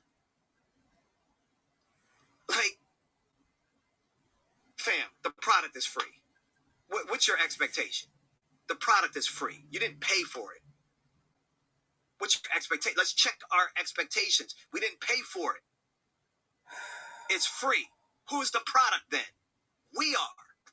So how do you use something that's free to your advantage? You build your audience and you take them off of the free thing. Again, you build your audience and you take them off of the free thing. How do you also build value when you have a small audience? You tell a brand, I represent this niche. I have loyal people that come to me. I have 1,000 followers. These 1,000 followers are loyal. They buy, they share, they comment, they save, they forward, they tell a friend. If I told you, Dove, if I told you, Sony, if I told you, Target, that I was hosting a room at a hotel and I could potentially fill it with 1,000 people, because that's who my audience is, 1,000 potential people. And if I told you only 10% is going to come, because that's what's going to happen with Instagram, only 10% might see my damn notifications. sitting here with 30-some thousand followers, doing a live right now with 20 people in here. What am I doing with my time? Can someone explain to me why I have 30-some thousand followers and I have 20 people on this live and all I'm doing is giving game to help inspire people? I don't do anything sexual. I don't do anything that has gotten me in any trouble. I haven't had any issues with my account. I haven't had any checks or any violations or anything. And I'm not only talking about bashing the platform. I talk about inspiration, motivation, mindset, awareness, mindfulness. I talk about business, profitability, marketing, personal branding, how to get on TV, I'm talking about a lot of things. So it's not even like I'm targeted. I wouldn't be a verified blue check if I was being targeted, right? Like they pull that away real quick. They be like, man, shut this dude off. This dude, I'm clearly not a threat. I am clearly not. I do not have enough people to even begin to become a threat. I am not on that radar like that. But whose radar am I on? Let's get some radar of whose radar I am on. Let's do this. Whose radar is he on? All right. Let's pull more proof.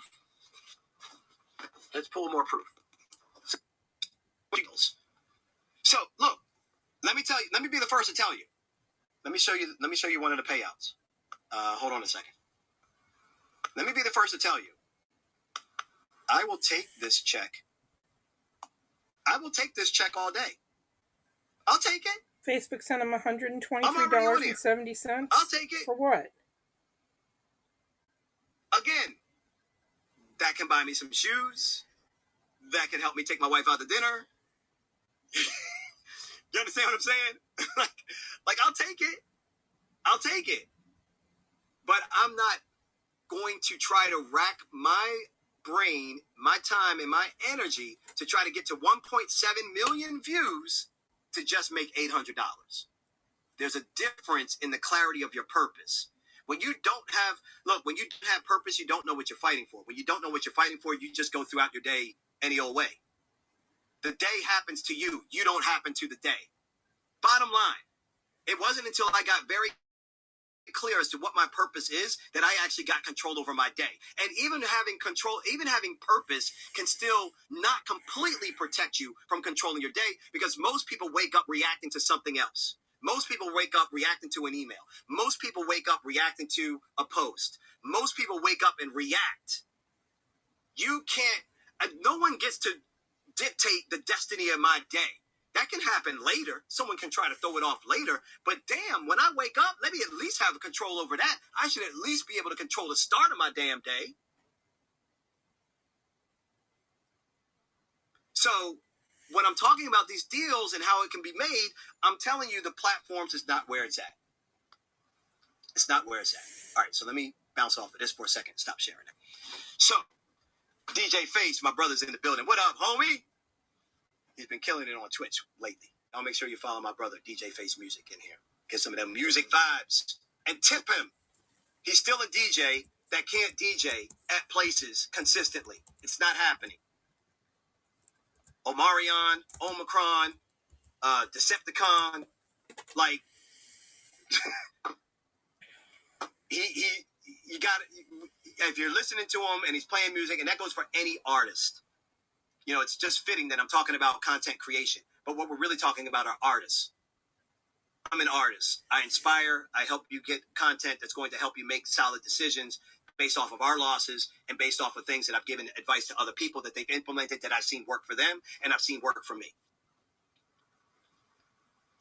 So thank you, Arthur Angie, for always tipping him if you go and check his sets. And that goes for anyone. If you watch a comedian on IG and they got badges turned on, or they got a way to hit them in Cash App, please hit them. If they're singing or they're playing an instrument, hit them.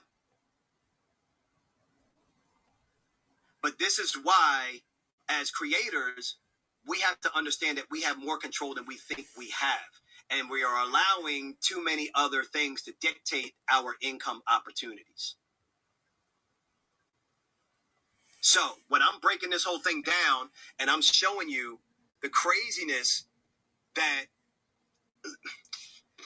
that a lot of people are posting about this. You are going to see more people posting about the Monetization Creator Studio app, because they may not be looking at the fine print, and they may be thinking that this is a great way for people to start getting money. And what I'm trying to show you is, whether it's on Facebook or Instagram with the Creator Studio app, it is a serious, high probability that it's not going to happen for the majority of us. Because the eligibility that you need in order to qualify for these things is ridiculous. In order to start doing subscriptions and getting subscription money, you need 10,000 followers out the gate. But in addition to needing 10,000 followers in order to start, wouldn't it be great if I could charge subscriptions and just be like, hey, for $10 a month, I'm going to go live once a week, and I'm going to give you motivation and inspiration, but I'm also going to give you a business tip of the day to help you move your business forward. Boom. I'm going to do it on Instagram, charge you $10. Only you will get this link when I go live, because you are a part of a subscription family. In order for that to happen, I'd have to have 10,000 followers, which my account does, or you got to have 250 weekly returning viewers and 50,000 post engagements. Or, they make this thing so damn confusing, or 180,000 minutes viewed. Fam, it's crazy. It's crazy. The eligibility is ridiculous. We've gone through this. I've showed it to you on my actual page. I've showed this to you on my actual page. That there are definitely new ways that you can monetize, but all of these new ways that you can potentially monetize are damn near out of reach for everybody. And this one trips me out the most. If my stream right now was it's live, I could be getting paid for all the ads that could have been running during this, little short ads, but I can't, because I've only met one piece of criteria. I've only met, well, no, on this one I've met 2 out of the 3. So I got enough followers. I have the 10,000 minimum followers, but I do not have 600,000 minutes of content being viewed in the last 60 days. We already did the math on this, and we said that the math is 10,000 hours. That's why I'm at 1%, because I'm not going to get 10,000 hours of people watching content on my pages.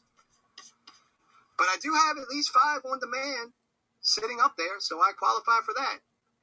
So at some point, right? So now you can see that the odds are ridiculously stacked against you in order for you to make any legit money on the platforms. Have I beat this up enough? Can I move on from the platform discussion? Are we good? Do you all believe me now? Twitch is purple. I'm looking for it. Do I'm you gonna all add feel like DJ you can carry Face. this word on to others? Like, again, make your shoe money.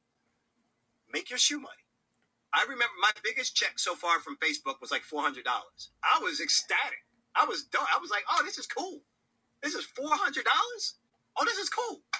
All right. I'm going to take this and I'm going to put that into my stock account money. The money that I'm saving to build up to when I want to put more into the stock market. Or I'm going to use that money to go buy some equipment. All right. But One I'm viewer. not going to use that money All right, to let me try think I DJ can now Face. run a business or have a sustainable income and feed my family, feed myself, have a mortgage, have a car note, have health insurance, pay bills, and have some kind of quality of life. It ain't happening. So again, we're looking at the social construct.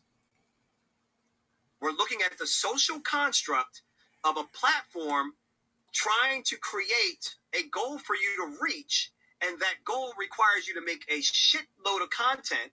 And because, excuse my language, but because it does require you to make that much content, it's keeping you on the app, which is their ultimate goal. Boom, they won.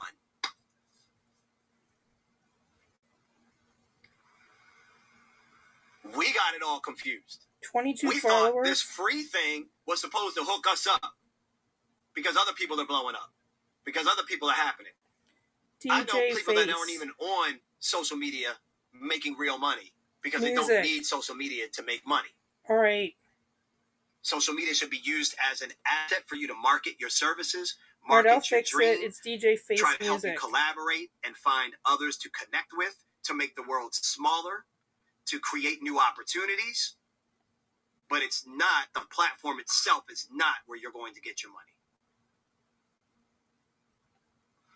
One last, just to make sure. Just to make sure.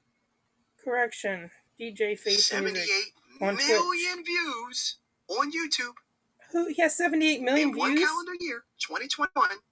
This isn't me. This is somebody else's. Oh. Sent to me. That's why you don't see their name and all that stuff, because I don't want to put them out there. Who's the one 78 viewer? million views. Six Flags Magic on Mountain? YouTube, their channel, in 1 year for all of 2021. And that's the payout. Why? You might say to me, Mario, 60 grand. I'd love to get 60 grand. Would you? Would you if I told you how many hundreds of videos he's had to do? Thousands of videos he's had to do to get to the 78.5 million. And by the way, are you even guaranteed to even get anywhere near this? You're not guaranteed anything. So again, where do you want to spend your energy? If you want to spend it on getting the money from the platform because it's a side hustle to you, keep going. Do not let me stop you. Keep going. Collect $200. Keep it moving. If this is more about how can I, as a creator, that could be a musician, it could be an artist, it could be spoken word, it could be public speaker, it could be someone that does events, it could be a podcaster.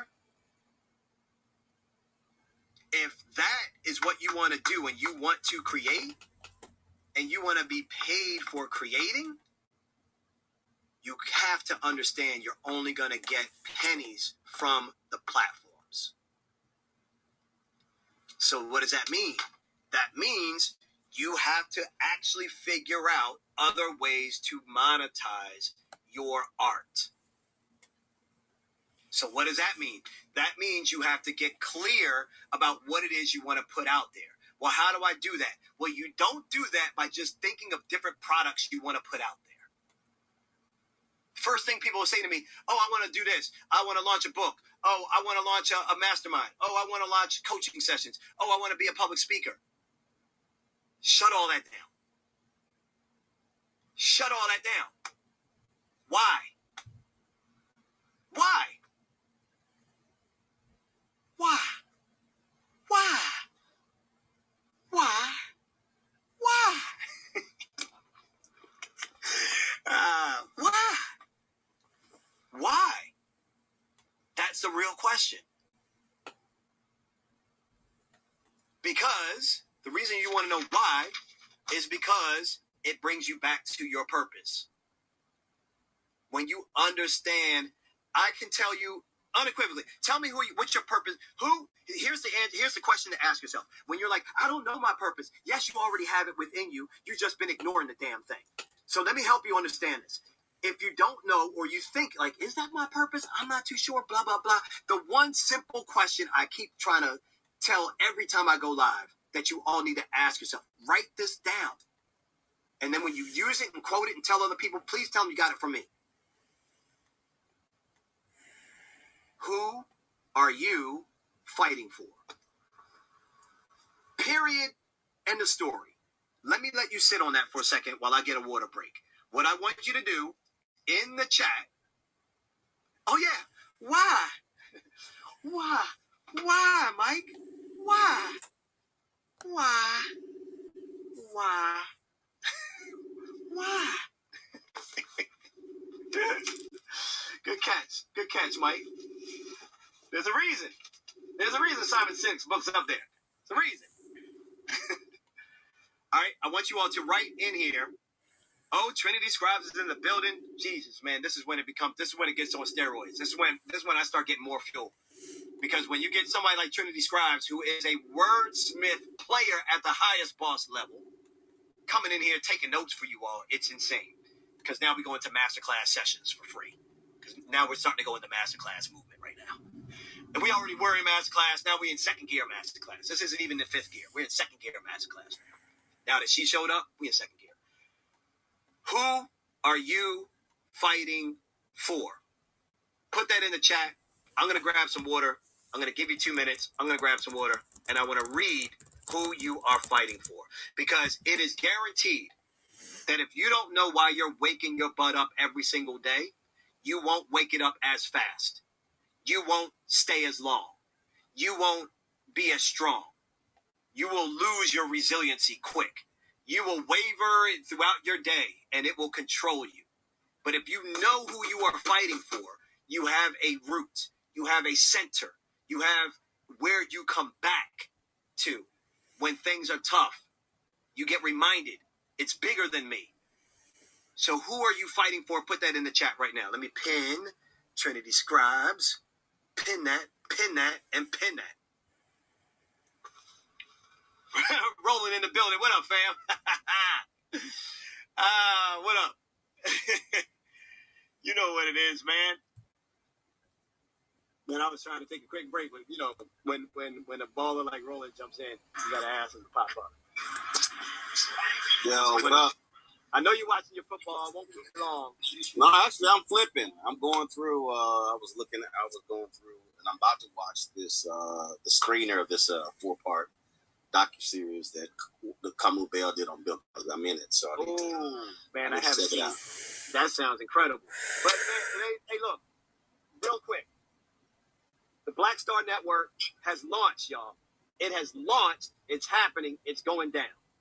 I'm excited about it. Launched in September, and literally, I just sent it. I'm talking about like 30 seconds ago. I sent the email off to the folks who are handling program development. We've got 4 shows that are in PD that we're launching the week of February 1st. So Deborah Owens is going to have the money is coming. Get that money right. Deborah Owens is going to have her Wealthy You show. Reverend Dr. Jackie Hill Martin is going to have her wellness show. Dr. Greg Carr is going to have his show called The Black Table. And then Faraji Muhammad is going to be doing a daily show. Faraji, Baltimore, Maryland in the building. Yeah, so he's going to be Morgan State University, HBCU radio right there. So he's going to be doing that. So we're putting all the pieces. So those are the first 4 shows. And then, of course, we already have Rolling with Roland. So the new episode of that out, the Glenn Turman interview, was phenomenal. That's the conversation. So we did Johnny Gill, Richard Lawson, and Glenn Turman. So next up is the great director Bill Duke. Queued up is Bill Duke, Jack A., Jeffrey Osborne, Mario Van Peebles, Michael Collier. So Rolling with Roland. Those one-on-one, they drop every 2 weeks. Okay. Yep. And then our stuff is coming. We ready. We ready. I know we got the tech show for you and the Never Settle show for you, which is really all about entrepreneurship, content creation. I'm waiting. And really, and because look, man, we're talking today right now about content creators and how this YouTuber got venture capital, got $1.7 million for her content. For the next 30 years, they own 5% of anything residual that she creates. But we're talking about content creators and the power that we now have, but how we don't have ownership. And then here you come in with the exact example of what it looks like to actually create a network that you own, but then you bring on other content creators for opportunities for them to create for themselves. And what I've been telling people, anyone that creates events, podcasts, YouTube, any shows, anything that you create content-wise, if you are not getting brand sponsorship deals, you aren't getting the biggest bag because the platforms are only going to pay you but so much. Well, the thing is, so you take. So like you Am take I these still shows, live on here? So I'm looking. What people don't understand is, Yeah, I am still live on here. They don't understand is you gotta have Can't hear it though, because I access turned the to volume down. eyeballs. So people understand. So, Yeah, I am still live. Okay. and again, I'm just, and so I just want to give people an example, and it's not, and it's, I need people to understand how this thing sort of replicates. Yep. So when I popped on, you were talking, there were 24 people watching. Yep. When you brought me on, it shot up to almost 200. Yeah, it was over 200. So the point that people need to understand is like, okay, you as an individual could like spend next 4, 5, 10 years, trying to build a following, but the whole deal is how do you then align? And I have no problem saying this. I got no problem whatsoever.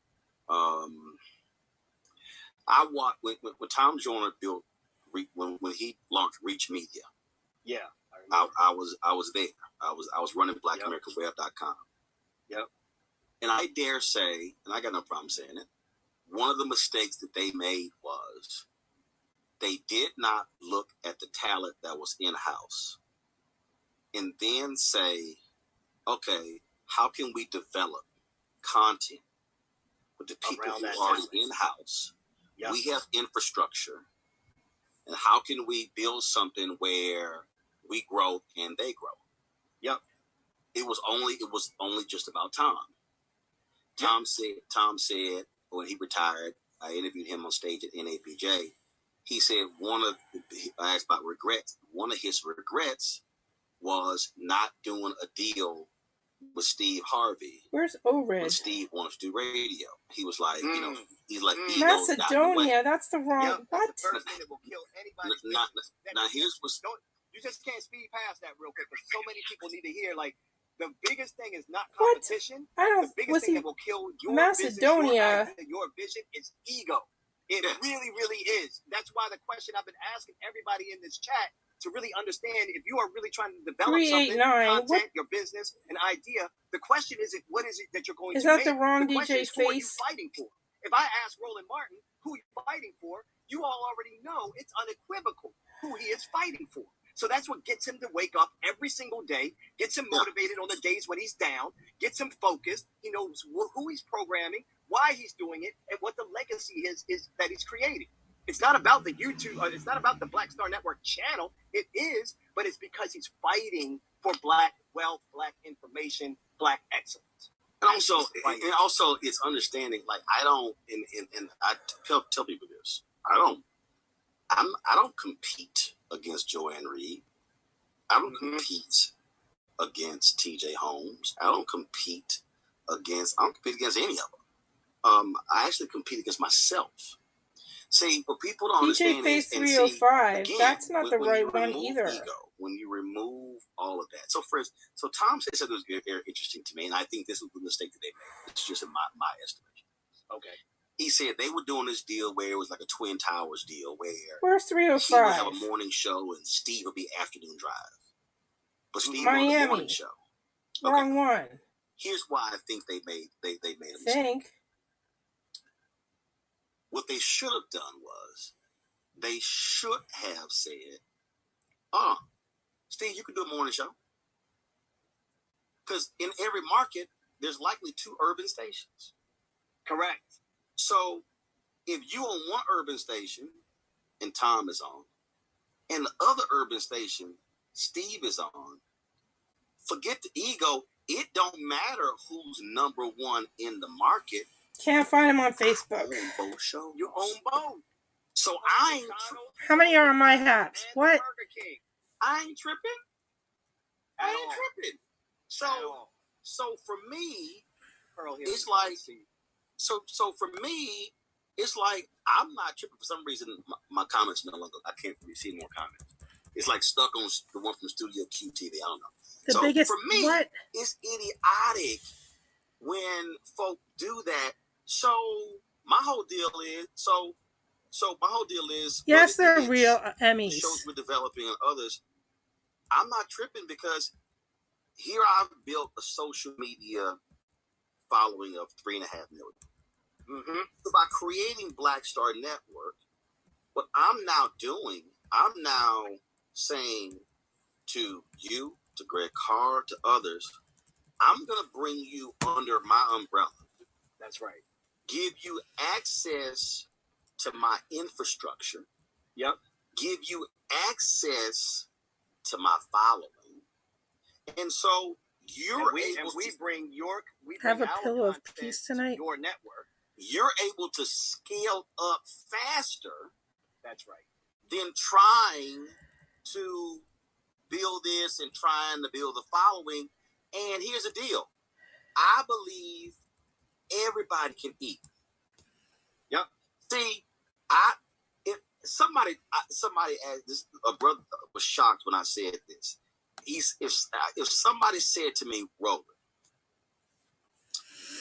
you could get 250 million, or you and 4 others can get 50 million each.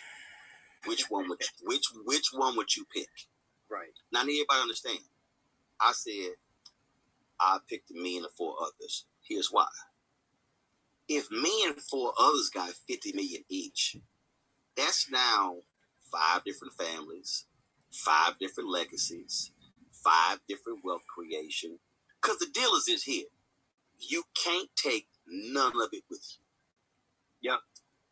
So, again, it's a whole different mindset. So my whole deal is, I never understood what's the point of amassing following if you don't create a place at the table for others to come along with you.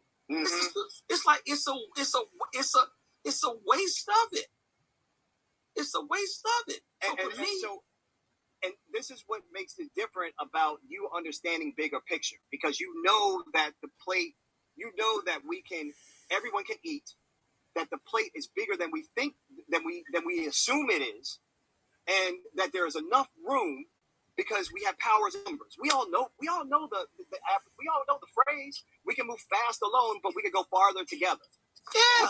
What's also going to happen on Black Star Network, what's going to happen is when I start posting or tweeting or putting my stuff out there, I'm sending people to Black Star Network. When our financial, her name just slipped me real quick. Deborah Owens, thank you. When Deborah's doing the same thing, when everyone's doing what they're doing, we are all driving it back. It's the Wu-Tang model. Doesn't mean nobody can't go from that model, go do some of their own deals. It just means everything has a whole piece. And when you can think like that, you are building legacy and wealth for not only you, but for your community. But because it's bigger than you, again, going back to that initial question of who is Roland fighting for, who is the Black Star Network fighting for? Look, every day we wake up as content creators, Roland to tell you, he'd be the first to tell you, this stuff ain't easy.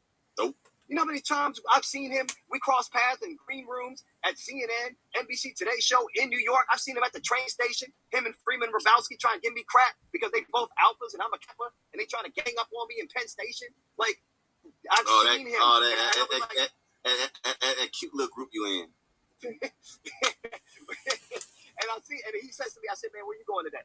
Because he's asking me, yo, Mario, what you in the city for? Where you going today? I said, where you going? He said, man, I'm going over here to go talk to these networks about streaming, about creating this network. This people. 5 years ago, y'all. This 5 years ago. And he was talking about it even before that. It was just a matter of him trying to figure out how he's going to do the time, was talking about it in 2005. People don't realize. Wait, what? I launched the first Black news source audio podcast with the Chicago Defender in 2005. Video podcast in 2006. See, that's what they don't I'm telling you, man, these folks don't sit here. What happens is, man, and see, here's the other piece. Look, it's costing us $160,000 a year for the OTT channel. What's OTT channel? It's 160. So to me, it's utterly illogical. If you want to sell NFTs, first build your community. 10, 15 different people with OTT. What's his name? Okay, Roland S. Martin. Okay, let's just say 10. Let me look him up. Now it's 10 OTT channels. We use 160. That means that collectively we are spending $1.6 million on an OTT channel. What does OTT channel mean? Hold up. You content. Why don't we create OTT? I'm going to look that up too. Roland S. Martin. Why don't we leverage our content and then go to market? So versus 10, 15 individuals with shows trying to go to an advertiser individually.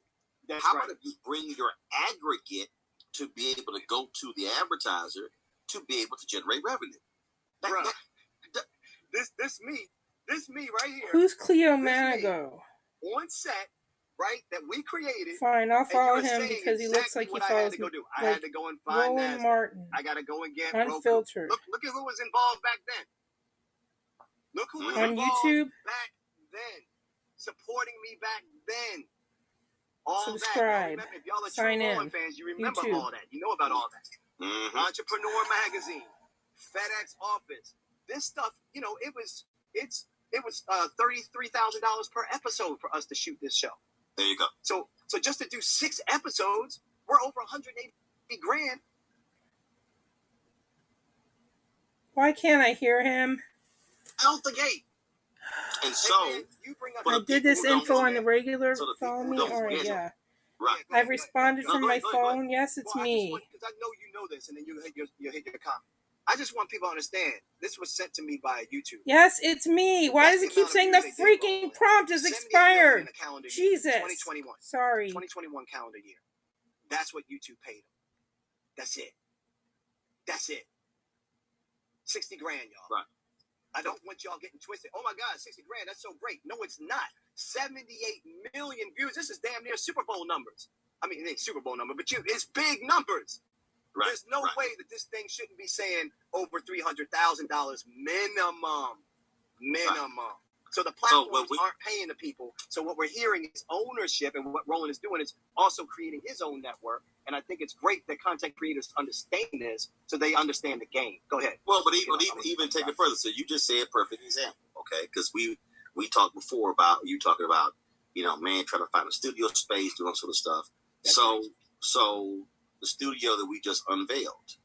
So here's the deal. Again, I need everybody listening to understand, because I think part of the problem, I think we as Black folks do this with our children, but we don't talk to our children about money. Yep. And I think what happens is we don't talk to each other also about money. So I mean, everybody listening. So Mario just said $33,000 a show, 6 shows. Now you're talking about more than $180,000. Right. So the studio that we just moved into, right there on Black Lives Matter Plaza in DC, easy access to it. If you saw the video, how we do the space, literally you can put 50, potentially 80 chairs in that place. Now, how large was your studio audience? 50, like right at 50. Yeah. You can easily put 50. All right. And I don't even need that. I take 35. Right. I just put that energy in the room. So the set piece that you see is on wheels. That fireplace, the hair Belafonte, all this, that's on wheels.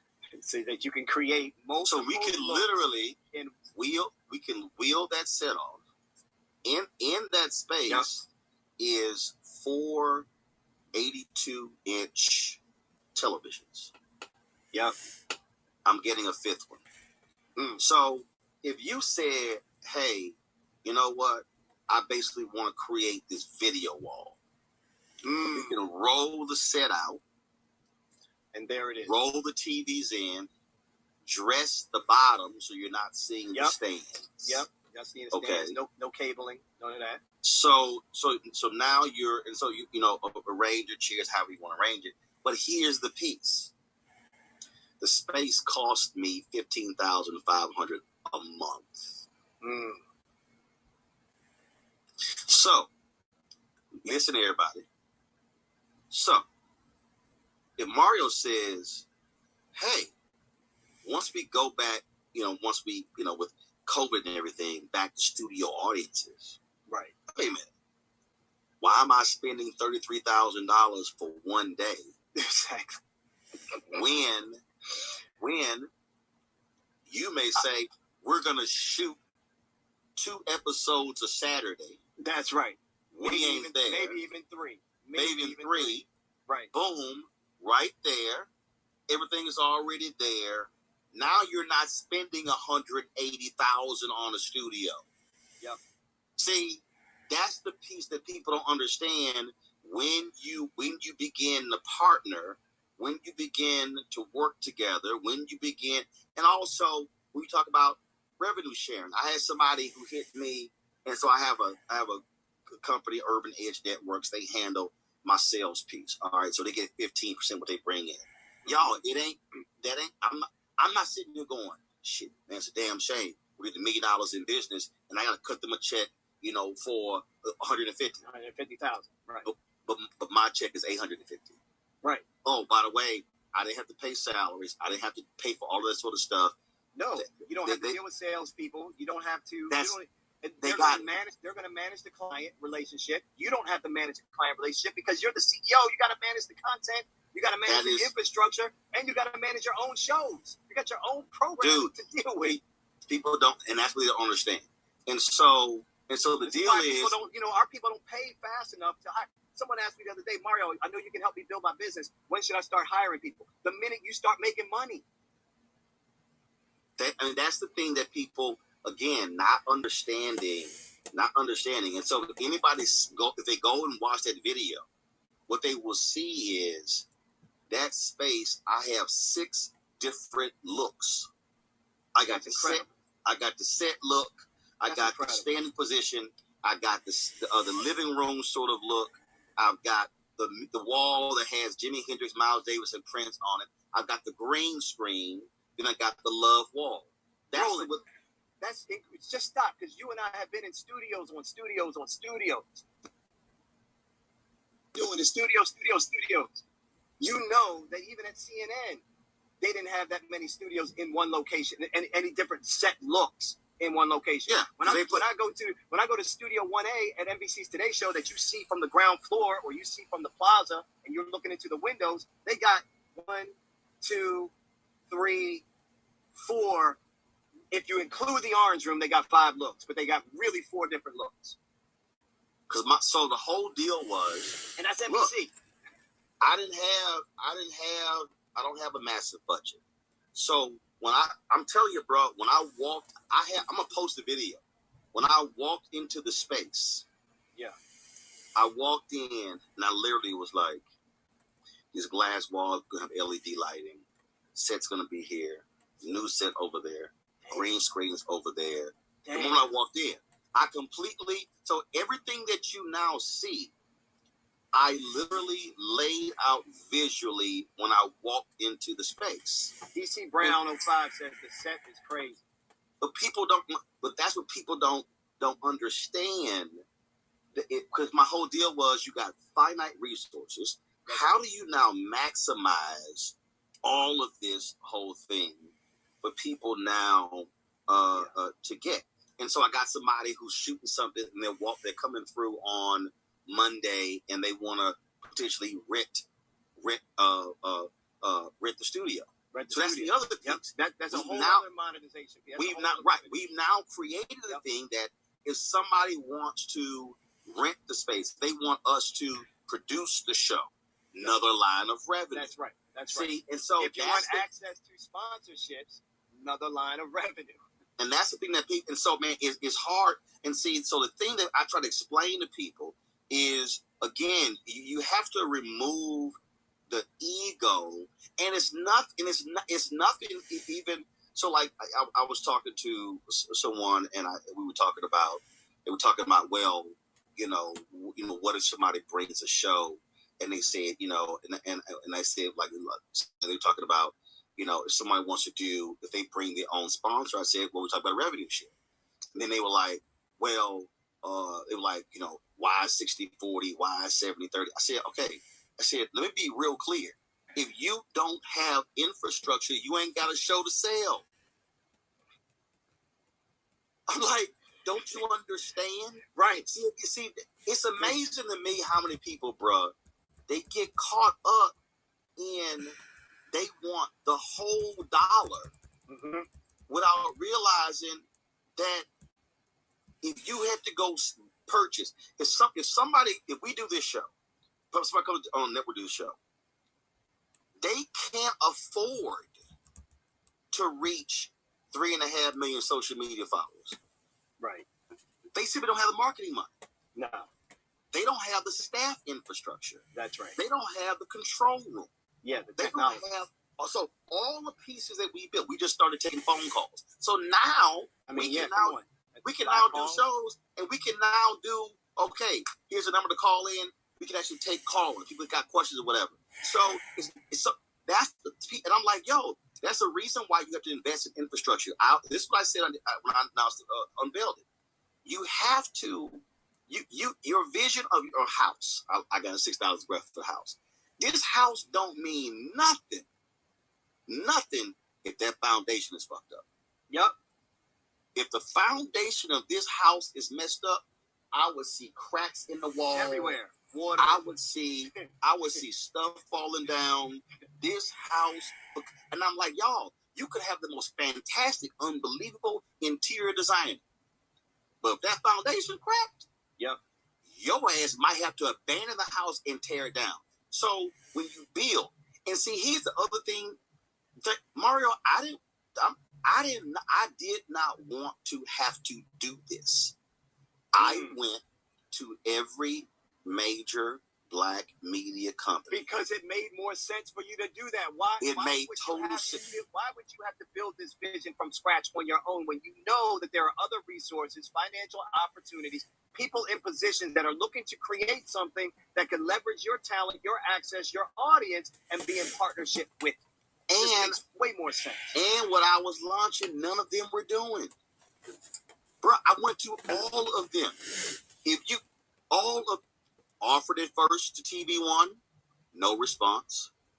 Went to Essence, multiple meetings, nothing. And these are people man, they do work with you consistently. Black Enterprise, nothing. Blavity, nothing. Went to, I can go on and on and on. Yeah. Now, so I was like, so I'm still not afraid to partner. Right. I'm still not. No, but you're actually you're in a more leveraged position now than you've ever been. Dude, look, when Black News Channel launched, they came to me, they offered me an insulting, straight up, $85,000 to host a primetime show. I said, you know what? I'm just not even gonna respond to that. So then they asked me, this is my first year. Then they asked me, well, how much are you generating for your show? I said, first year, 700,000 revenue. Then they were like, well, what if you keep the first 250 and then we take the other 450 put into production? I said, why would I do that when I could actually do that my damn self? Right. So I came back, I put together, I said, here's the deal. I said, I will deliver to you 250, this is what we're doing 1 hour. 1 hour shows, 1 hour shows. I'll deliver to you 4 fully produced, high quality, primetime shows with a significant guest. Where you will have is my access to my social hat? media for promotion and marketing. There it is. I'll represent your network in various meetings, stuff along those lines. Yep. Right. I said for licensing fee of $1.5 million. Mm-hmm. I said, I don't need your studio. I don't need your staff. I don't need all of that. Jonathan Rogers, who was the CEO of TV One, one of my mentors, Jonathan said, you literally are offering them a $5 million proposal. Yeah. You're offering them a $5 million proposal for $1.5 million. Right. They'd be crazy to say no. Tyler Perry said a upstart network could get Roland Martin. He said they'd be crazy to say no. They said no. Now, that was when Bob Brillante was the CEO. They got rid of him. They bring in new CEO, Prince Hare. Mm-hmm. Never called me, never reached out to me. And people were like, man, why you ain't going to BNC? I said, first of all, I said, on somebody else's platform. I said, and if they call, I'll talk. If they don't call, that's fine because I'm still launching this. Right. I'm not sweating what somebody else is doing. But the thing that people understand is, even where I am now, if any of those black media companies came to me and they said, hey, let's talk about partnering, I would sit down and talk and I would listen. Because you have to understand, people don't understand don't understand cost benefit analysis. See, they don't understand even how you construct your costs. So Right. I told the show host, I told the shows people that we're launching, you know, a couple of them want to do a studio. I said, no, we're not doing a studio. I said, because of COVID. I said, we're utilizing StreamYard technology. I said, now, the show that you want to do is not the show you're doing today. Correct. You have to build to that. It's the COVID version, right? But people don't understand, bro. Look, when I started 3 years ago, Location doesn't work. I couldn't afford C300 Canons. Yeah. I couldn't afford that. I couldn't afford the Canon 4K. So what did we buy? I looked in the market. I looked at, I got 3 Canon XA25s. Why did I get XA25s? Very simple. They had 2 XLRs, had an SDI out, had dual recording. So it was HD, gave me high quality, very easy to use. Yeah. And so that was the whole deal. Now, again, how people don't understand thinking. Now, after the end of the first year, how revenue increased, I then bought 3 Canon XF405 4K cameras. Now, our quality went to the next level. In the second year, I bought 3 Canon C300s. In the middle of the third year, I bought 2 more Canon C300s. So now, I've got 5 Canon C300s, 3 Canon XF405s, 3 Canon XA25s. So now I've got 11 cameras if I need to be, and that can serve me for different purposes. That's right. Why did it freeze? I could not have afforded 1 C300. Build to what you want, start where you are, and now you partner with 2-time Emmy winner Mario Armstrong. And why is it frozen? Hello. Where's Wolf Wolf? You want to say hello to your fans? Hello.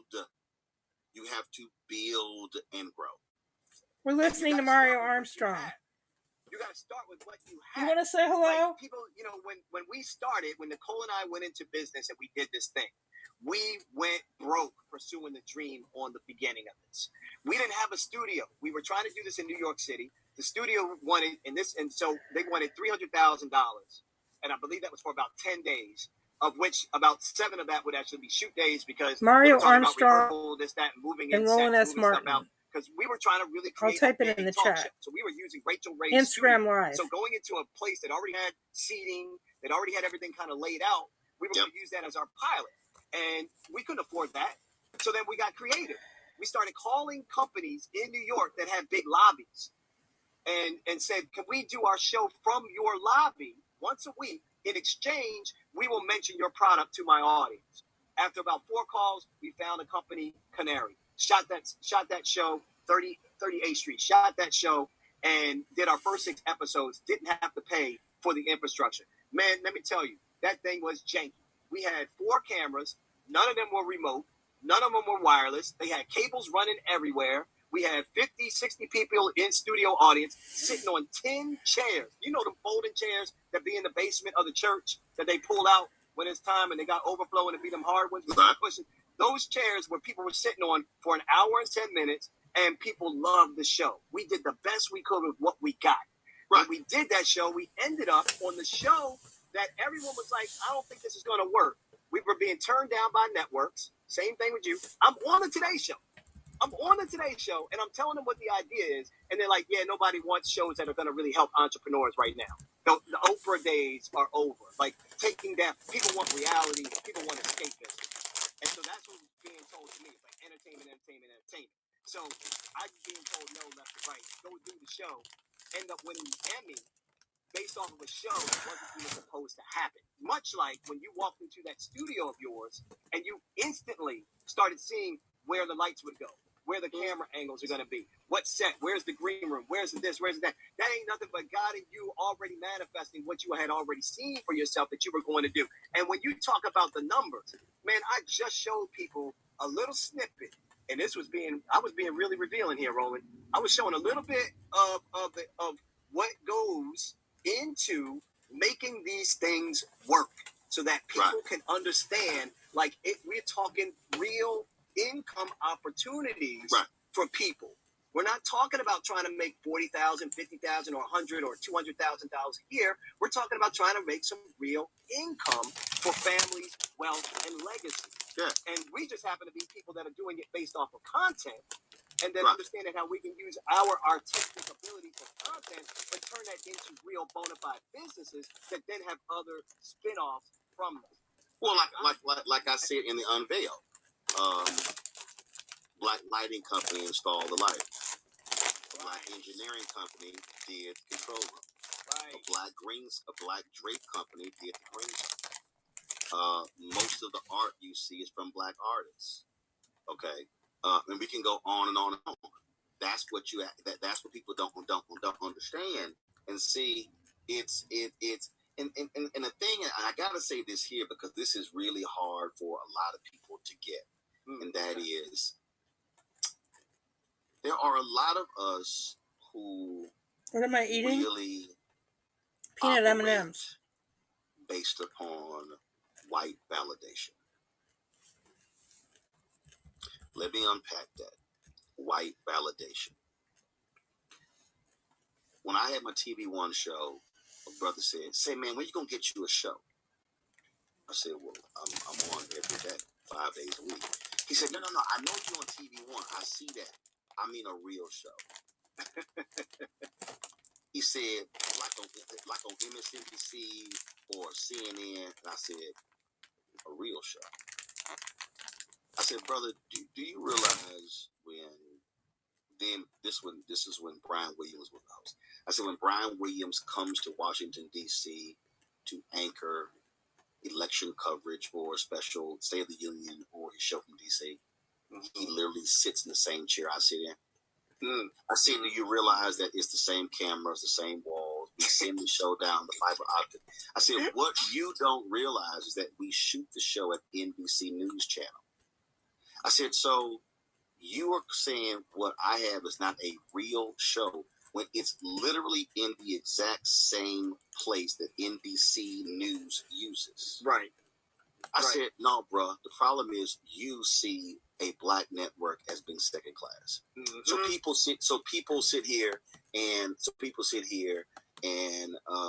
they were like, so for instance, even though when we were streaming, folks like, "You ain't never a Black YouTuber." I said, "Actually, no, because we're streaming on YouTube, Facebook, Periscope, on all the platforms." Yep. And they were kind of like, and so like you've never heard me say I'm a Black YouTuber. Why? Because I knew what we were building. And so if you say I'm a YouTuber, well, you're diminishing the other platforms that we're also on. And so a lot of us are hung up by that.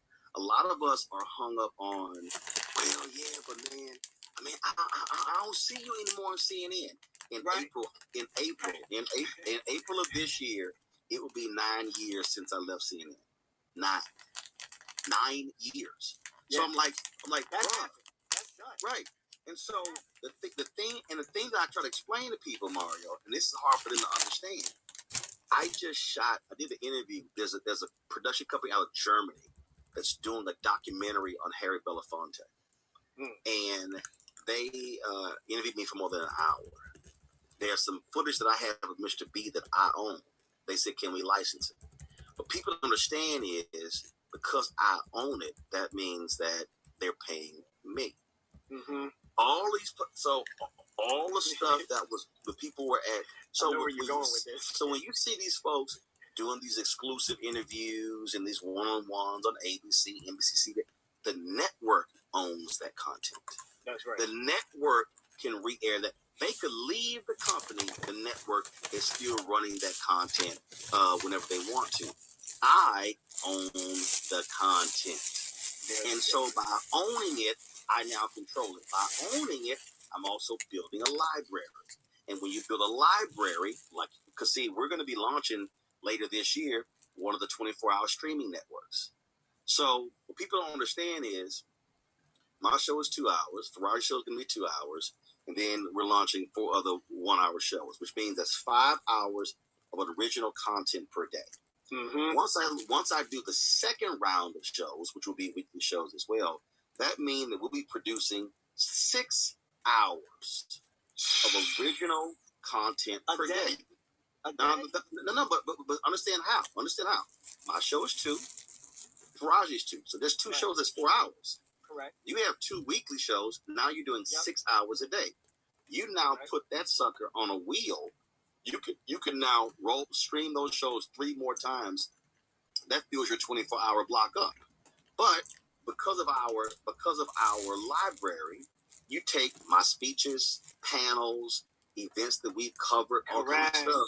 Yes. We can now program. Yes. We can now program a 24-hour wheel where you're not seeing the same stuff constantly. That's right. That's the thing that cats don't understand. So we're going to get to the point where you're going to go to that app and turn it on and then click it. And what happens is, forget you clicking around. Boom. You could just click it, see the programming grid, and then see all of that because it's going to be a 24-hour stream. No different than all the rest of these people. The problem I keep trying to tell these people, the technology has changed in that you can compete. Your only goal is how do you go out and you build the audience. And that's the piece. And you don't have to ask somebody's permission. And I said this.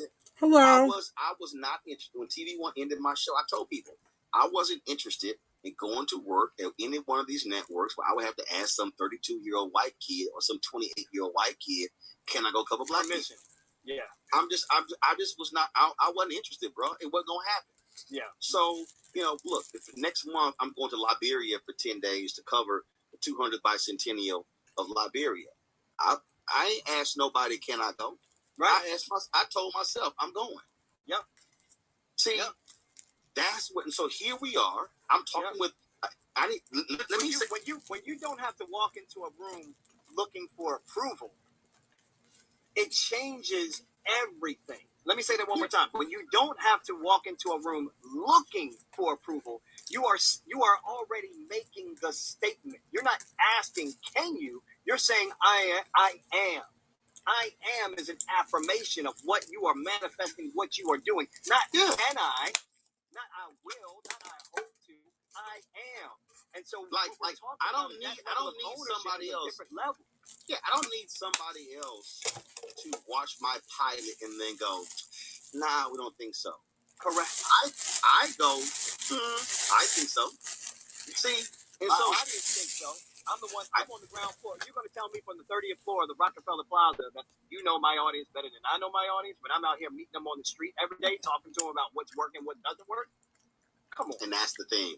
And going back to the validation, I don't need your validation because people don't understand is CNN asked me to leave. Why? To leave TV1, Tom Joyner, my own books and everything. And I said, oh, absolutely not. Because you're not going to control my money.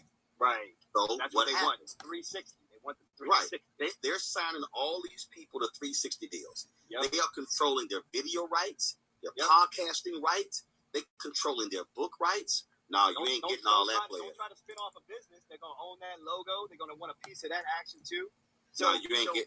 we are a society that is addicted to acceptance overall. People in general are addicted to acceptance. But then you put the other layer of what we've been through and the trauma and not having access and not being able to get the opportunities. And it just magnifies that by 10, which then puts people in this position of not having the foresight or the vision to be able to understand we don't need to ask for validation. And when you start from the point of needing to get validation, you are already starting in a losing position. Look, I tell people all the time, there are two styles of negotiation. And this goes for, I don't care what you're doing, negotiation for your career, negotiation for a pay raise, negotiation for a network deal, negotiation for your book deal, whatever it is. You got the collaborative negotiator and you have the competitive negotiator. And when you are a competitive negotiator, this is like when you're going to buy. I see a troll and you know that in their stream, not mine. That owner is trying to get that price. That is a competitive situation. It's not collaborative. It's not a win-win. What you were doing when you were out there with the Black Network, that was a win-win opportunity. Yep. That was a collaborative negotiation that they did not see. And when you don't know the difference of competitive negotiations or collaborative negotiations, you find yourself in deals that don't make sense or deals that end up taking advantage of you. But I'm going to blow you away with this one. So when I was at TV1, I need people to really listen to this point. When I was at TV1, when I was at Tom Joyner, I was buying my own equipment. Let me say this again. So let me say, here's what people understand. My show at TV1 was the first internally produced show on TV1. We didn't have our own cameras. We had none of that shit. So let me tell you what I did. I bought my own cameras. Then I said, I bought my own switchers. Now, mind you, we didn't own any of that equipment. I bought my own lights. So I said, hey, you know what? Y'all can use my stuff, but if we use any of my gear, we co-own the content that's shot. Ooh. Now, this is real simple. Y'all can go out there and pay for that equipment over there, and you can only use it for one time. Or you can have access to my stuff at no cost, but we co-own the content. Because I understood the content had value. And see, that's the piece that folks don't understand. And the other, and so here's what happened, Mario. When they ended my show, last show was in like December 20th, 2017. I said, we're going to do our own State of the Union event. It was called Our State of the Union. I called Abyssinian Baptist Church in D.C. I said, hey, Pastor, this is what I want to do. 15 seconds, he said, we're in. I then began to invite other people. We began to push it out to the public. So when we broadcast, if you go to my YouTube channel and look up State of Our Union, all that stuff you see, I already own the equipment. I probably bought another $2,000 worth of stuff. I own the equipment. But let me tell you what happened. I just come out of makeup, my phone rings, and I answer it. It's Tyler Perry. Tyler Perry. Now, mind you, I had met Tyler before. We had, the longest discussion we had was maybe 60 seconds on a red carpet or something. And he said, "Hey man, I'm sitting here watching your YouTube videos. Man, you really are one of our only independent voices out here. Please tell me you're doing that. You're planning something." I was like, "As a matter of fact, Tyler, I am." And I told him what was happening that night, and then what I was launching in the fall. He said, "Man, I'm so glad you're doing it. I'm so glad you're doing it independently." So we talked. He said, "Look, lock this number in." I don't know who he called to get my number. I don't know how he got. Somebody had my number. Yeah, but he called. But the point I'm making to people is, I bought my own equipment while I was there. One, it was a business write-off. Okay, so I was actually investing in myself. So when TV1 ended the show, I wasn't shit out of luck. I wasn't like, oh my God, what I'm gonna do? I did this here. I just got this lane here because I already own my own equipment. So I built up. I probably had put in $100,000 with my own money in my own equipment, so I can make the transition to produce. So if I want to produce my own documentaries, produce my own stuff, because I own the equipment. Because here's what people don't understand: you go out and hire you a videographer and their equipment. It's going to cost you $1,500 a day. If you own your own equipment, you can hire a videographer for $700 to $800 a day. And we haven't even talked about lighting or audio or any of that other nonsense. Yeah, that's the thing that people don't understand, how you build this. And I got to say this here because I don't know who this fool is. Mom, Mag 19. You don't own Roland Martin. You have worked in this industry too long. See, it's always, you always get stupid people who hop on and want to run their mouths about saying you don't own. Well, because it's just you're catalyzing something in them that they're not happy about. When you have two people that are talking positively about what they've done over their years of experience through blood, sweat, and tears to make their dreams happen, and they're nowhere near where they want to be, but they're on their journey. When that, but also saying you don't own, it's so silly. It's so, I'm like literally when somebody says you don't own, well, that's $188,000 Sprinter that is sitting outside that was purchased in cash. Last I checked, my name is on ownership. Look, real fast. Our show is called Never Settle. Our show is all about helping creators and entrepreneurs really create Hello. profitable businesses. Taking your passion and turning that into profit. That's what I do. That's what I fight for. That's who I help. When we tried to trademark the name Never Settle, this is before Verizon started using it on billboards, which, by the way, we believe Verizon ended up grabbing it because our sponsor at the time was AT&T, and they were sponsoring Never Settle. And so next thing you know, we see Verizon ads. So our lawyer is making phone calls. We're trying to find out what's going on because we've been using the words Never Settle. Turns out the words Never Settle are too generic to protect. No, that's why I think I forget the Cavassier that used some, but something Never Settle. They use it as well. I forget the Cavassier that does that, or the Cognac that does that. So Never Settle, in and of itself, can't be trademarked and locked down by any one entity for any particular class. But my name, Mario Armstrong's Never Settle. There you go. There you go. So that was the loophole. The loophole was, oh, okay, well, we're just going to tag Mario Armstrong on top of this, and now nobody else can come out with another show called Mario Armstrong Never Settle. The same way no one else can come out with a show with Rollin' with Rollin' or the Roland Martin Show, whatever you want. It's unconscionable to me that people believe that we are in a state where we would and not understand the trademark game or the intellectual property game is what we're talking about. And man, I had somebody call me.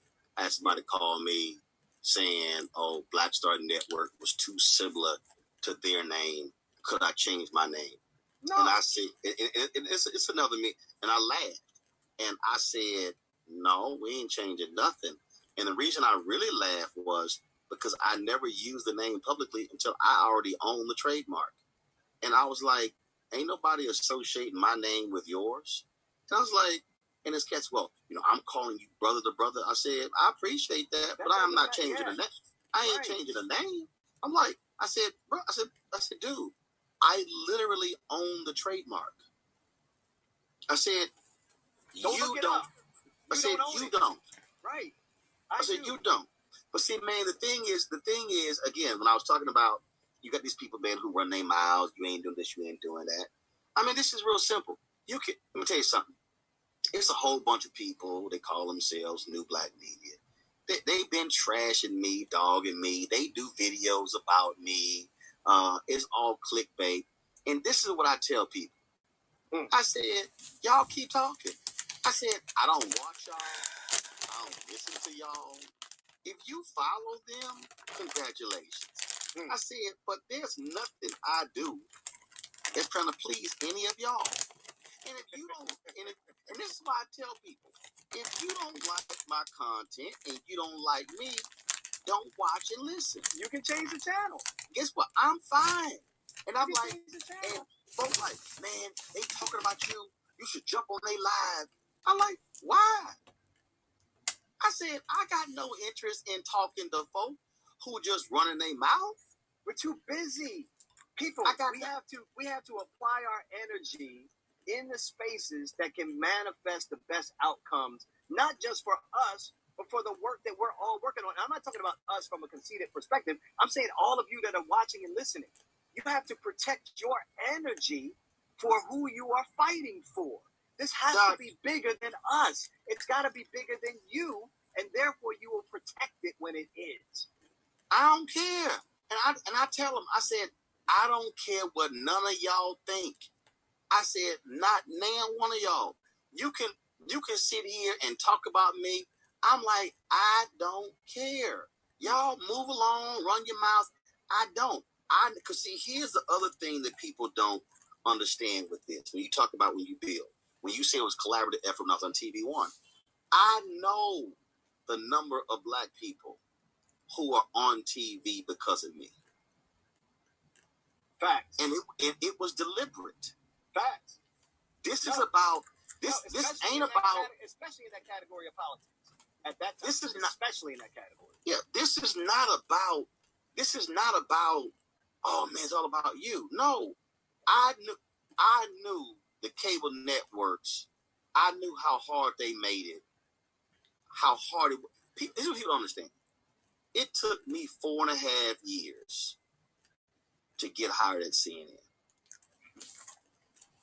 I probably did more than 100+ appearances for free. Bruh. I knew the shit that they put me through. Yeah. I knew. So I said, I'm going to make sure that when I get a show, I am going to provide a platform for next gen voices who they don't even know exist. Woo. So in 2009, CNN told me, hey, we're not giving you a weekend show. I filled in for Cameron Brown for 2 months. It was an awful experience because they didn't let me do me. Right. They put me in a box. In fact, Jim Walton, who was the worldwide CEO of CNN, called me in September. And so this is September 2009 and apologized to me. Yep. Because they tried to make it a substitute. He said, we did you no favors. Yep.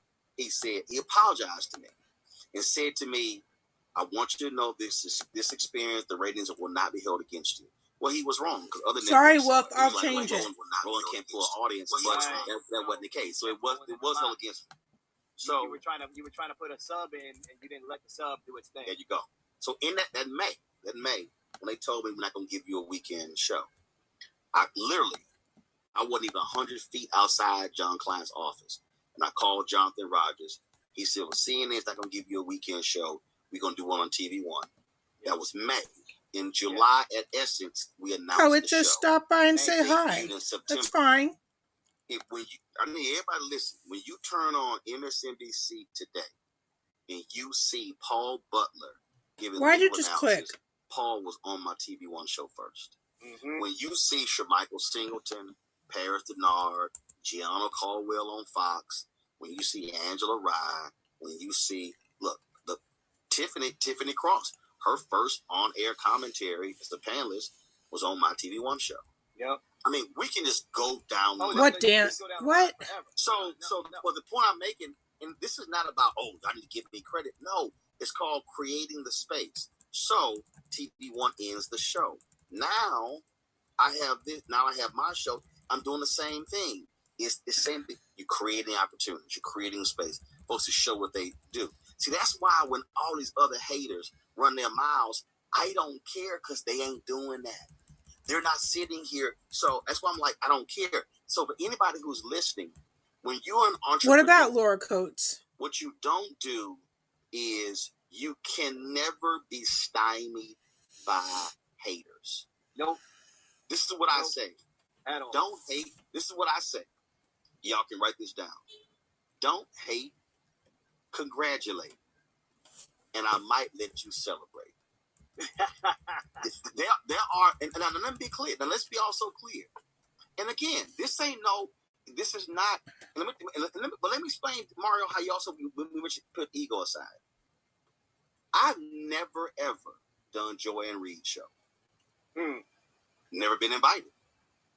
Her weekly show, her first daily show, her second weekly show, her daily show right now. When her book came out, they reached out to me because she come on the show. I said yes. Mm-hmm. I ain't tripping. Mm-hmm. Tavis Smiley, I did his show, NPR show one time. Never wanted to have me on. They tried to chase me down one weekend. I said we could do it Monday. Man, they blew my phone up. It never happened. Tavis Smiley never booked me on his show. Damn. Well, when his book, April 4th, came out about the last year that the King's life, I had Tavis on my TV One show. You had him on. See, I didn't sit here and say, "Oh shit, no, you ain't gonna, or I ain't gonna put you, bruh." Because here's the deal: I don't control my booking on your show, but I do control the booking my booking on my show.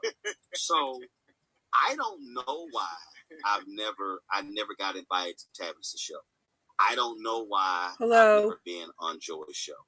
I don't know why I've only done Sharpton's show one time. I don't know why when Karen Finney had her MSNBC show, I never was invited. I don't know why Melissa Harris Period, when she had a show on MSNBC, I was never invited. Right. I don't know why, but here's the deal. Right. I do not let what somebody else do impact me. Yeah. So what I need people to understand is you move that aside. If it's about the people, if it's about the culture, if it's the knowledge, that's where it comes from. So you don't now. Are there people who I've made it perfectly clear will not be on my show? Absolutely. Folks like Boyce Watkins. I'm not gonna have people like him on because again, how messy. See, I don't do all that. I don't do messy. I don't do. So I just need.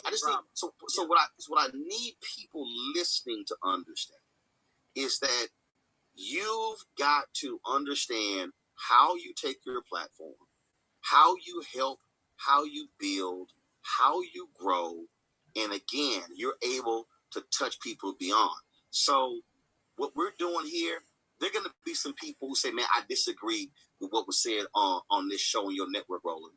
Okay. Right. Okay.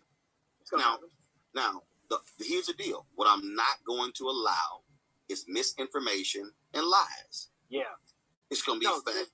No, because the quality has to be the thing that supersedes everything. Because, and that goes for any product, any service, anything that we're delivering. The level of excellence is so high. And since everyone else's bar is so low, like the bar to excellence to so many people, like getting people to actually do the extra 10% is ridiculous in today's day and time. Like the work ethic isn't strong enough, the creativity isn't strong enough, and I do understand that people have been battered down and weathered, and I understand that we are in a different space, but we are resilient as a people, number one, anyway. We already resilient, we already know that. So to me, it comes back to, are you fighting for that purpose? Do you have a passion that makes sense? Because when you do, then you make sure that you're clear about what your goals are. Well, one of the goals is this network is going to be factual. This network is going to have information that's going to impart on you that's going to benefit you in some way, somehow. Will we have fun? Will we clown? Will we say, yeah, absolutely, because that's all part of the culture. But we are not going to sugarcoat. We are not going to look for validation, and we are not going to ask for access. When you talk about fighting for your own thing, and I mentioned this earlier, I wanted to show you and everybody else, because you never got to probably see this. This is the space we ended up, this is the company we ended up calling. This is their lobby. This was the lobby to their company, and they had this beautiful lobby. Anybody who is watching this right now, y'all need to understand that lobby right there is a death knell for television. All those poles, people have no idea. All these beams, wood floor. This is what we turned it into. Yeah, but the thing is, your deal is we need to do the show. That's right. And so we're gonna make this thing work with what we got, and that's what man. I can't even tell you how many people lose sight of this consistently because again they are waiting on the perfect situation, the perfect goal. They're waiting on the perfect deal before they move forward, and you can't wait on the perfect. You got look, I'm telling you, bro. People sit here and and it's just not even understanding, Doc, to just how you got to step back and then how you look at a situation and be creative. When we were covering a march, man, I was sitting here like, I said, damn, you know what, man, it'll be cool if we could get something that like had suction cups and to mount the camera on the vehicle. Well, shit, I took that, then I went out and I saw it. I was like, oh, hell, boom, here it is. All right. So then found it. So it's like, all right, this is steady enough. All right, well, okay, I need to get this plate. So I'm like, yeah, well, I got the plate. So now we got it. So it's like, okay, boom. So, man, how are you going to do this, man? So we can route an SDI cable from the camera through the roof of the Sprinter into the Sprinter. Man, that thing, at first, one production guy said, man, I've done the suction cup. Those things don't work. But he's like, it's not good. I was like, okay, I'm gonna see for myself. Right. It worked. Mario, it worked. It worked. It worked. I'm talking about that. It's by Film City. That sucker locked on, and I'm pulling on it. It wouldn't come off. I said, hell. I said, if I'm jerking on it, ain't coming off. It worked. Man, ended up getting 4 of them. So now I'm going to end this stream because I have another stream on. Was, man, we mounted camera in the middle, a camera on top. So go to my other stream, We mounted a camera on the side. Have a good day. Then we had a mobile camera. So now here we are covering a march. We turned the Sprinter into a live truck vehicle. That was the whole point. Dang. How do you do so? So let me again. So live remotes is no. This let me be played to be able to do a live remote in the field. Oh, Doc, that ain't nothing. If people go to my YouTube channel and pull up, just type in Roland Martin and Tulsa March, or Roland Martin in Elizabeth City, y'all will see what we did. Or we were in Georgia or Auburn. So let me explain people's vision. Remember what I said about the studio?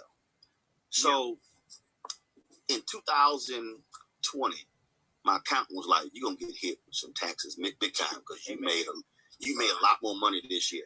So I was like, "Okay." Taxes, so I said, "All right. So how much am I gonna pay?" He told me. So we were like, "You know what? Let's get an SUV." So I knew a Navigator is like $90,000 to $100,000 SUV. Mm-hmm. So I'm already starting at $90,000 to $100,000. So man, we start talking. Man, we start talking about, you know what, man, we could do a live truck. My problem with the TV live trucks, all the equipment is in it, but it's only like 1 or 2 seats in it. Mm-hmm, mm-hmm. So I'm like, all right, so man, so we talking, man, we talking. And so then this dude, and we hit this guy in Atlanta, man, he sends me a proposal to build out this massive truck, like an 18-wheeler, like $410,000. I'm like, I'm not about to spend no $400,000 on no doggone truck. That ain't gonna happen. So then I'm looking, then I'm like, I started looking at campers and RVs, and then I thought about a Sprinter. Mm-hmm. So I'm looking. So then I see this one where it has a fiberglass trunk on the back, and I'm like, well, you know what? Our gear can go in there. And I'm looking at the Sprinter, and I'm like, I'm seeing the seats, and they got this 46-inch monitor. And I was like, you know what? We could do the show from inside the Sprinter if we on the road, and because we got the monitor, we could put the logo, everything back here. And so then I'm like, hold up. So I just start going through. Well, hold up, we got this equipment, we got these portable switchers here. So we could like run cabling out of here, set the thing up, run cabling out of here, and then when we're done with the production, we can then take everything down, pack it all up, and now we're all riding in the Sprinter. So it's got a bathroom, refrigerator. It's got, because see, we were in Georgia covering the Warnock Ossoff runoff. And so me and my guys, so we travel all around the state, and man, we in an SUV, and we got to find somewhere to, the rally ain't starting for 3-4 hours, and we got to go find something to eat, and we got to go find somewhere to go to the bathroom, and we trying to get a nap in the SUV and in the front seat because the whole back is all filled. Man, we going through all this sort of stuff, and then that's when I said, wait a minute. If we get this Sprinter, it can carry 6 or 8 of us. It got a gear in the back. We got a bathroom, refrigerator, microwave, cooler, water. We can travel. I got dual purpose. Oh, seats fold down into a bed. I'm going through. Same way with the studio. Same with the studio. Yeah. I'm looking at it. I'm like, oh, I can do this. So that's how that started. Not to mention the licensing class, not to mention how many other people can drive it, how many other people can get behind the steering wheel, like all of that. It's looking at it. So again, when I said, man, we can mount a camera. Okay, mount a camera. How can we do? Hold up. So here, because now it's a studio on wheels. It is. We literally. And if people go to my Instagram channel, in fact, I'll post the video again. I did a video in Tulsa where Henry's in the back. You see all the equipment. You see all of that. Now, here's the crazy part. You see all this equipment. You see all this. I mean, you see, that's what we call the Road-Mobile. You see all this equipment and everything. So, yeah, it's easy if y'all just took the hashtag Road-Mobile on Instagram. So, you see all this equipment. So, then guess what happened? Some cats out of Florida, they make a mobile fly pack. So the mobile fly pack has an ATM mini extreme switcher. Yep. 8 connections. You open it up. There's a monitor in it. You don't. And the reason why it has 8 connections, y'all, so that whenever 8 cameras. It's that. And, I thought you were talking about the cell and the internet connectivity that it No. That's a separate unit. We have that too. That's the live view. We have that as well. But that's the live view, which had so we bought that. Then I also bought the live view extender. That basically is another piece that you mount. So when you're in basically cellular traffic, it gives you 6 more. So now you have 12. Yep. So I bought that too.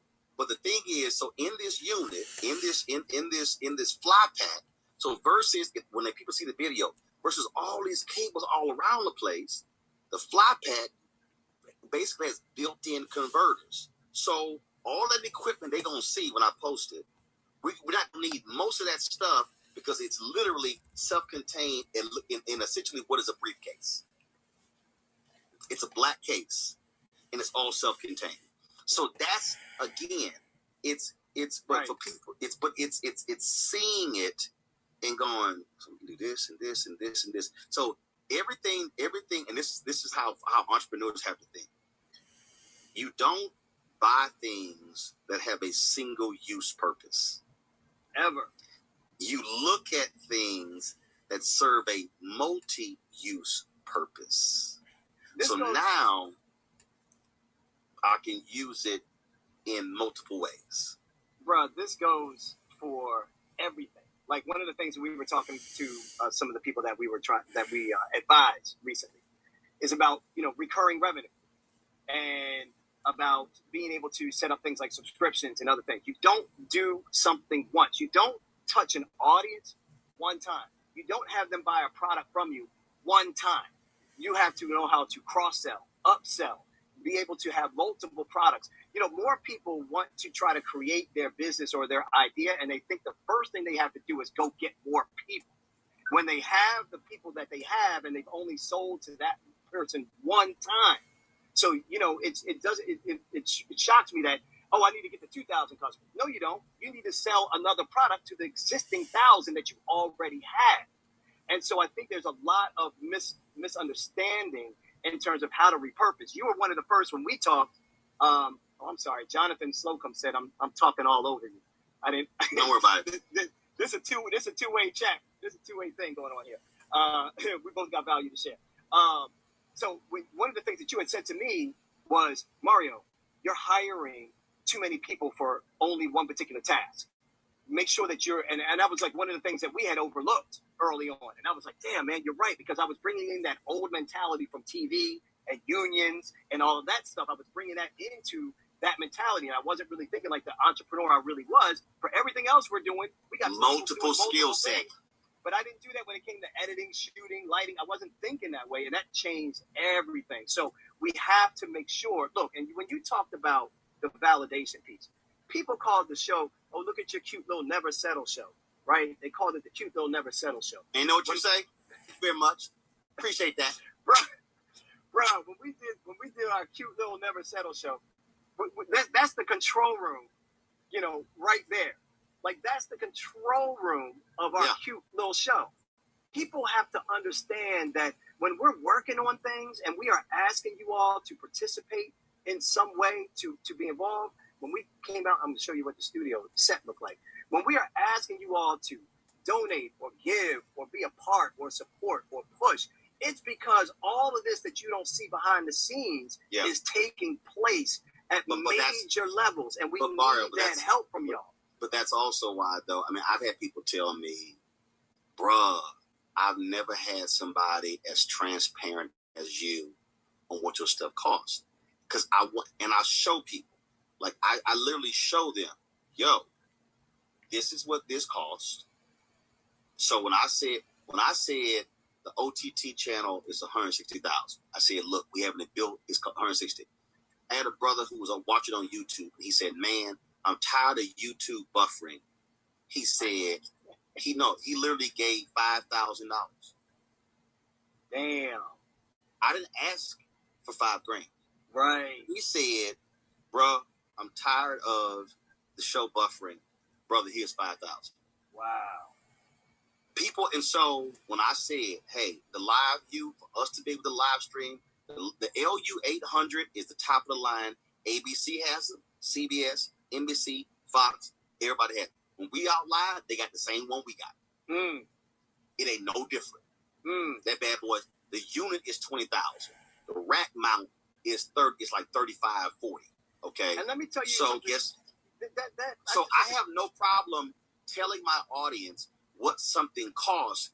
So now when I'm asking, so when I say Cash App, $R Martin Unfiltered, right, Venmo RM Unfiltered, Zelle rolling@rollingspartan.com, PayPal R Martin Unfiltered, and I'm hitting that, I'm letting them know, hey y'all, this is what this stuff costs. Here's where it's so if you want to see us on the road, if you want to see, so yes, my followers, what they bought that Sprinter.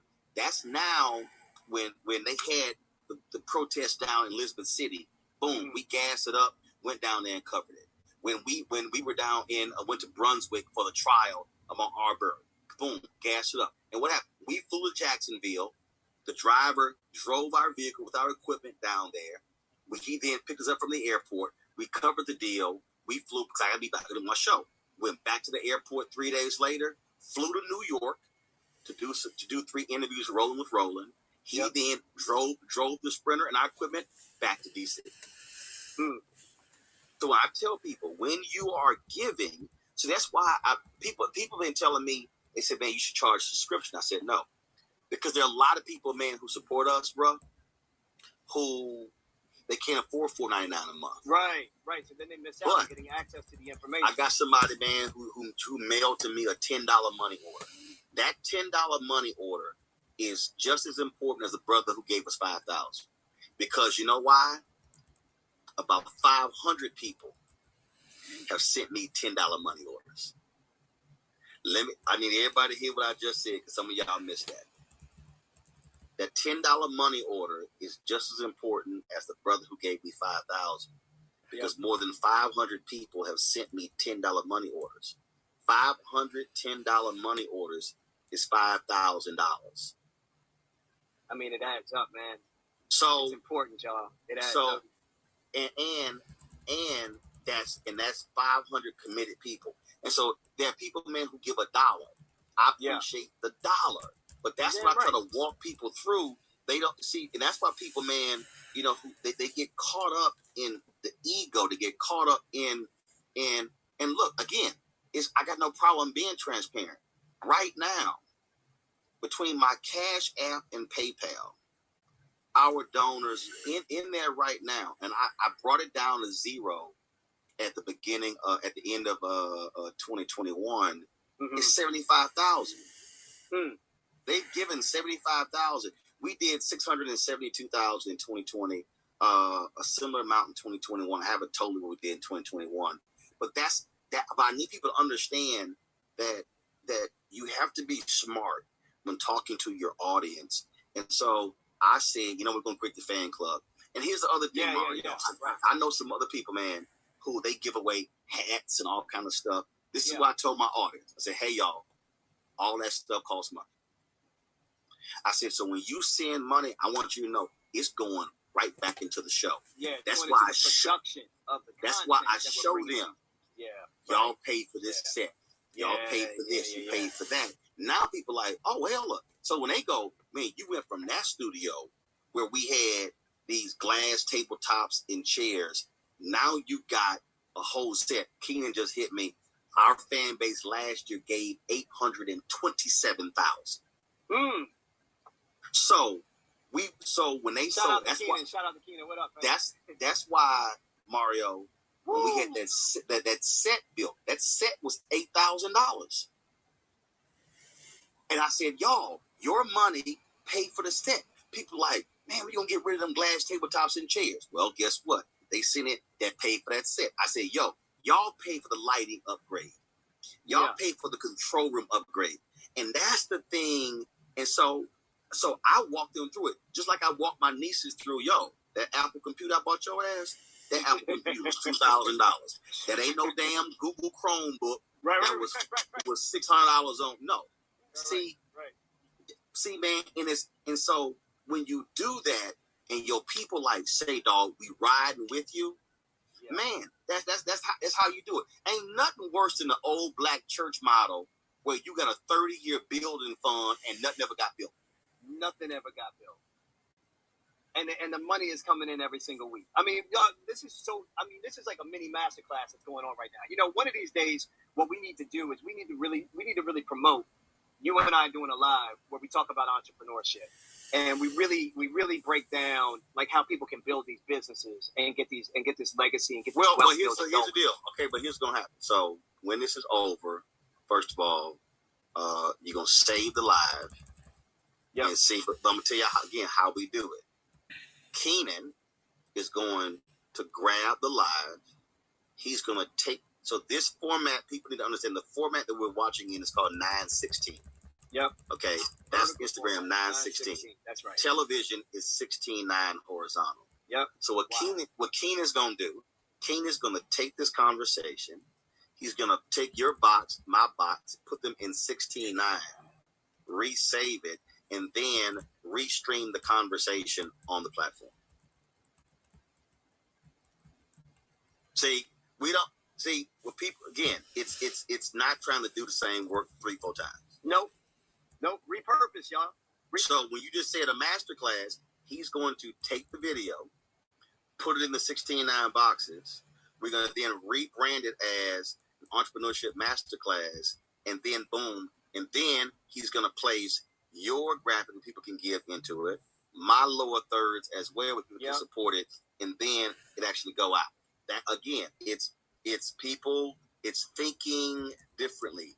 That's why I try. I can't tell you, man. I keep telling people, and there's so many people. I keep trying to tell how we must see these things differently, and understand the game, because too many of us think that as Black people we're broke. Right. It's right. Man. I mean, I don't understand why these athletes and these entertainers not supporting you, Ro. I'm good. First of all, let me say this here without a doubt. Isaiah Thomas was one of my early supporters, but En Vogue was the first one to send me a $500 check. Wow! Shout out. And the theme song, just so y'all know. I'm gonna give y'all a backstory about to blow y'all away. When we did News One Now, I hit up Kirk Whalum, En Vogue, and several others about my theme show. So En Vogue put the song together. TV One said, "Oh, it sounds dated." I was like, "Wait a minute, y'all gonna use some old bullshit ass library news music versus this funky song from En Vogue?" Man, I was like, bullshit. So that's they chose. At the opening of the Smithsonian National Museum of African American History, Terry Ellis and Cindy Heron said, "Roland." They said, "Hey, did you know our red dresses are giving him something he could feel? They're in the museum." I was like, "Wow." They said, Terry said, "Cindy and I have a gift for you." Now, I'm thinking, it's a hat or a shirt. Yeah, right. They said, "We're gifting you that song." Damn, bro. They said, now mind you, the brother, I gotta pull this thing. He produced it. I'm gonna find his name in a second. So it cost money to produce that. It cost money. They said, while you do that, Jonathan Slocum said it's not a master class, it's a Blackster class. They said, we're going to gift you this song because what you do for our people, what you mean to people. So this producer's name is Slick.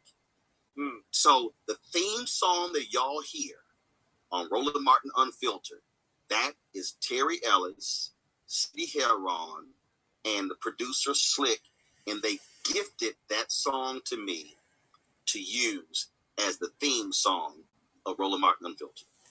Man, bro, that's a great story, man. That's how it's supposed to be done. Like, this is what I'm also talking about when you do things differently. It is so easy for us to pull off the shelf audio that we can get full license to use and then be able to put that into our programming. But that also means other creators can do the exact same thing. So why would we want to do that when we're already spending $180,000 or $400,000 or whatever the money is that you're spending on trying to create a quality production and development? You need to make something that's you, but that's going to be blessed and loved by your audience. You getting something from In Vogue can nowhere near be in comparison to any music library you can get. It's the same way when I did Wake Up and Level Up, which is our podcast. I do a daily podcast. It's 5 minutes or less. So if you want that motivation and inspiration to jumpstart your day, you go and download my Wake Up and Level Up podcast. It's audio only. You can get it anywhere. Wake Up and Level Up podcast. That music that's in that, that's my kid. He composed that. He wrote that. He got on the piano and made that. He developed that. So he gets a license fee. So we're already putting that in. So we have to really think differently, like Roland has been saying. This is not a necessity. It is a requirement that we continue to think differently. And I say this, and I know we've been going for a minute, bro. So I'm gonna let us all. Yeah, I'm about to go get me something to eat. But bro, I'm gonna tell you, you have always, and you know you've heard me say this before, but I love to say this and give the flowers in front of other people. Because when I saw Roland move, it inspired me to move. So when Roland's talking about paving the way, it's unequivocal. Because I know even though my area of specialty was technology, it didn't matter. What mattered was another black male showed up on national television and brought it from perspective, brought it in an educational view, had something unique to say, and did it on time, showed up early, put in the work and the research. I mean, come on, man. We don't even have to go there with people not really being prepared or reading just off the prompter or not having the notes or really making those late night calls to try to figure out what's really going on in Congress or, and I'm doing the same with tech companies. I'm calling Apple and I'm trying to find out what the real deal is because I got to go on the Today Show and tell people and they're looking at me and Apple's trying to tell me one thing, but I'm like, that sounds like marketing gimmick right there. That's not what I can go on the air and say. That's not how it's working for me right now. I got to keep it real with these 5 million people. Man, let me tell you, Apple blackballed me, son. I don't know if I ever told you this, but there was a moment where yes. So I was killing it as on the Today Show as a tech contributor and doing my thing in tech. And they were coming out left and right with iPhones and iPads. So it was right when all that hype was happening. And I was not playing into their marketing language. Right. Well, we can't send you a device early so you can use it on air if you're not going to stay within these bullet points. So wait a minute. You're going to hold off on giving me the device where I'm about to talk to 4 to 5 million people on air about this because I'm not going to say. So they were bullying their way through the media to try to control them because everybody wanted to be able to talk about their thing. When they found out that wasn't working with me, and they got phone calls from NBC execs saying Mario's not going to do that. Are you sending it or not? Because we have no problem talking about this Samsung tablet that's coming out. And Samsung's not coming at anybody tripping. So he can talk about that. And it's shut down. But these jokers try to get to producers to try to not work with me. Can you not do a tech contributor segment with Mario? Couldn't get through. Because Matt Lauer had my back. Al Roker had my back. People had my back at that time. And there was nothing they could do. But they tried to shut it down. And this is what we mean about being authentic with our voices and not having to get validation from anybody else. It's but so critical. But here's the thing here, and I'm going to leave you with this one here. And I need people to understand this here. I did this without you even asking me. So I would see something and I would retweet it. So I need people to listen what I'm about to tell y'all right now. So the deal for me was real simple. When you would hit me up and you would say, man, can you send us out? No problem. Here's the deal. It didn't cost me anything. Retweet. Copy, paste on Facebook page, click send. All right, that took me 5 seconds. Mm-hmm. So what I need people to understand is,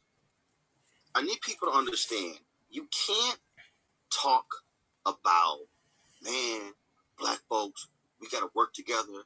We got to stick together. We got to have unity. We got to have community. It's all about the village. It's a whole bunch of people. And y'all know I ain't got a problem naming names, but I ain't going to go there right now. It's a whole bunch of prominent people who I see do panels on TV, on radio, talking about that village and that unity, who have millions more followers than I do. Can't get them to lift a finger. And I asked, when we had our first anniversary of Roland Martin Unfiltered, I typed it all up in the logo. I said, if you just retweet, never did. That second anniversary Roland Martin Unfiltered, never did. Third anniversary Roland Martin Unfiltered, never did. When I launched Black Star Network, hey, can you send a congratulatory note? Never did. Wonderful. No.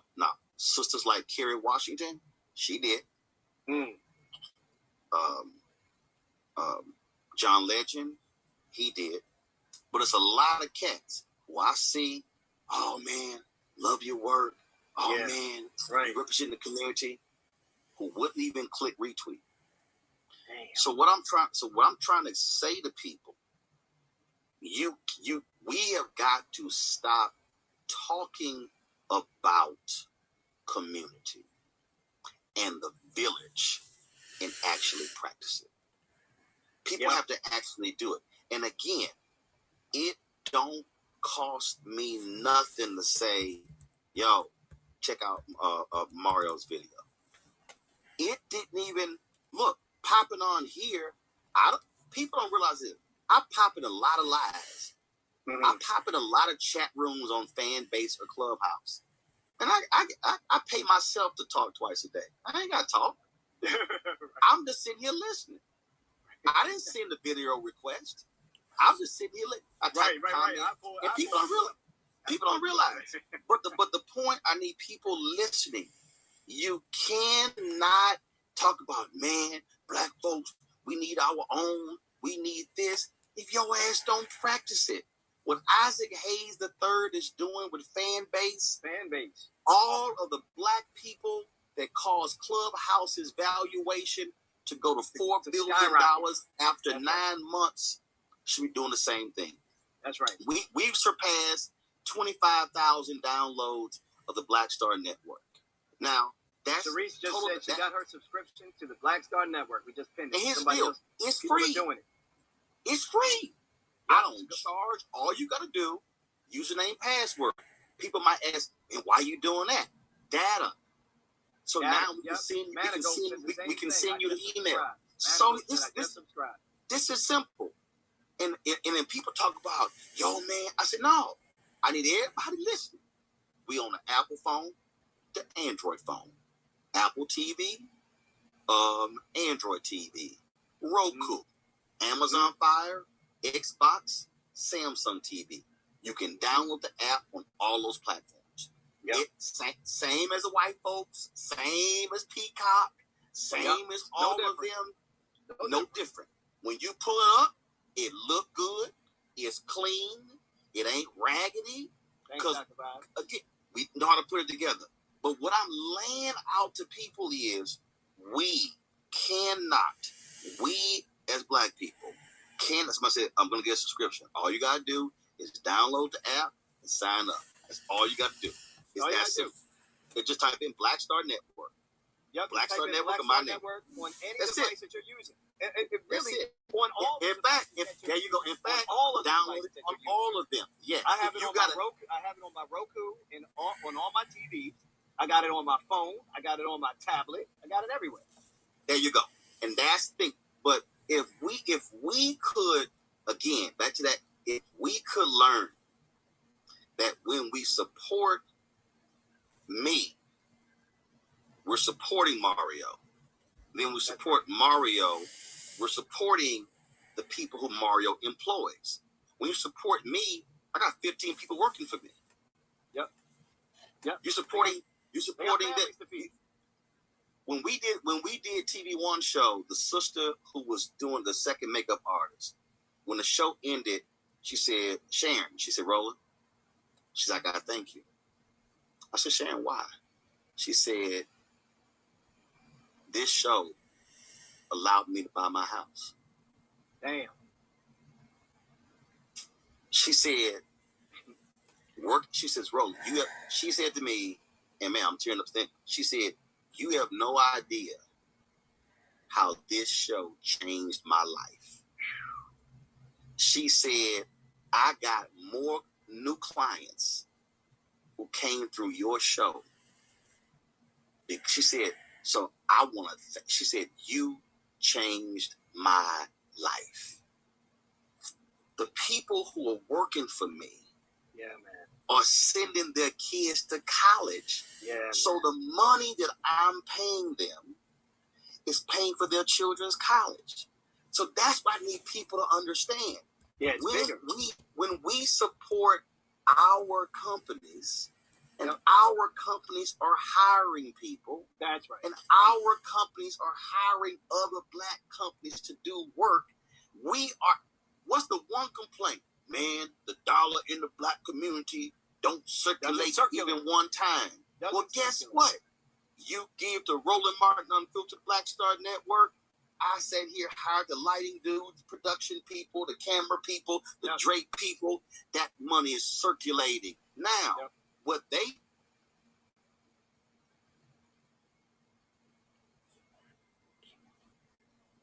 That's what people don't understand.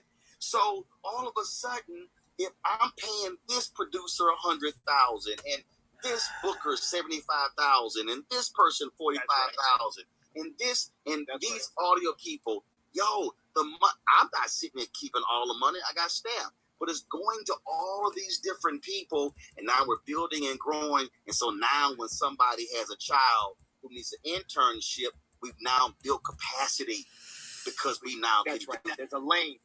There's a pathway. And so that's right. So for all of people, man, I wish I could get a job at CNN. We can build a media company that rivals the size of CNN if we are willing to support it ourselves. That's it. That's it. I mean, and period, end of story. We'll stop there. But you know, it hit me when I realized that the employees that we had, and when COVID hit, which meant, just like everybody else, your world's turned upside down. But when you are an entrepreneur and you get a good portion of your money from being out where things are happening, events, public speaking, speeches, shows, speeches, all of this. Book signings. Book signings. I was in studio at NASDAQ, had the show in Times Square in New York City with studio audience. Sponsors are going to clam up because I got to shoot the show from home. It's not the same as shooting it from NASDAQ studios. They're not going to want to spend the same amount of money. Like, all these things can change. But what you worry about the most is, what about the people that work for me? How am I going to continue to keep them on board? And it was so satisfying to not see our team have to be hurt by because we were able to pivot and keep our staff going. That is wealth and legacy. I'm going to close on this. April 2nd, 2020, Toy Salter, my CFO, says, we're going to make some cuts. She said, look, advertising is freezing up, all these things. We're going to have to, we're going to have to do this. Mm-hmm. So I sat at home, meditated, I prayed, and in 48 hours, I came up with a plan of action. And I said, the first thing is, I instituted a 20% cut across the board. Mm-hmm. Across the board, though. Did y'all hear that? Across the board? No. Cut. That was for them. No, I did 50. Oh, okay. I did Everybody 50. Else 20. And it actually, mine turned to 75. So I then said, now look, a sister who I just hired, and I said, I'm doing this so nobody gets laid off.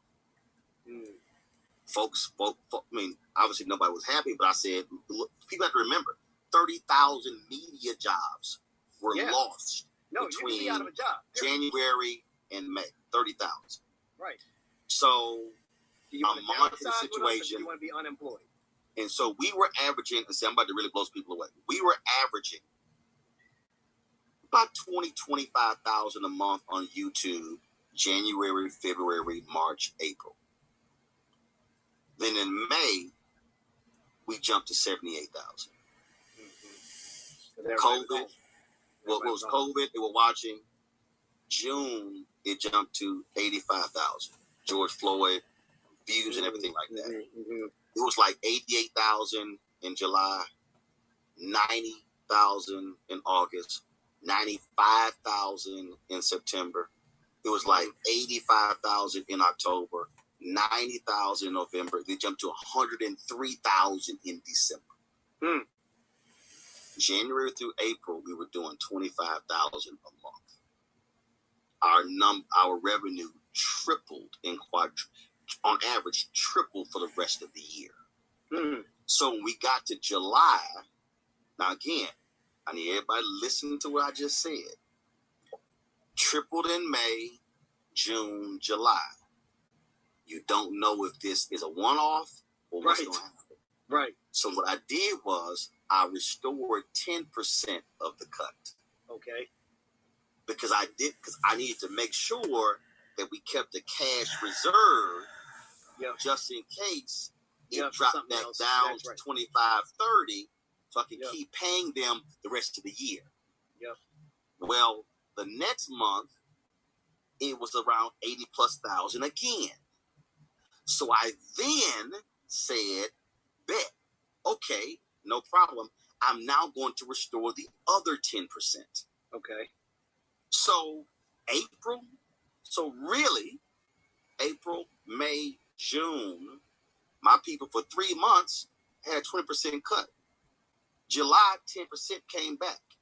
August, the other 10% came back. So within 5 months, in the middle of COVID, we went from a 20% reduction cut, right, back to normal. Back to normal. Okay.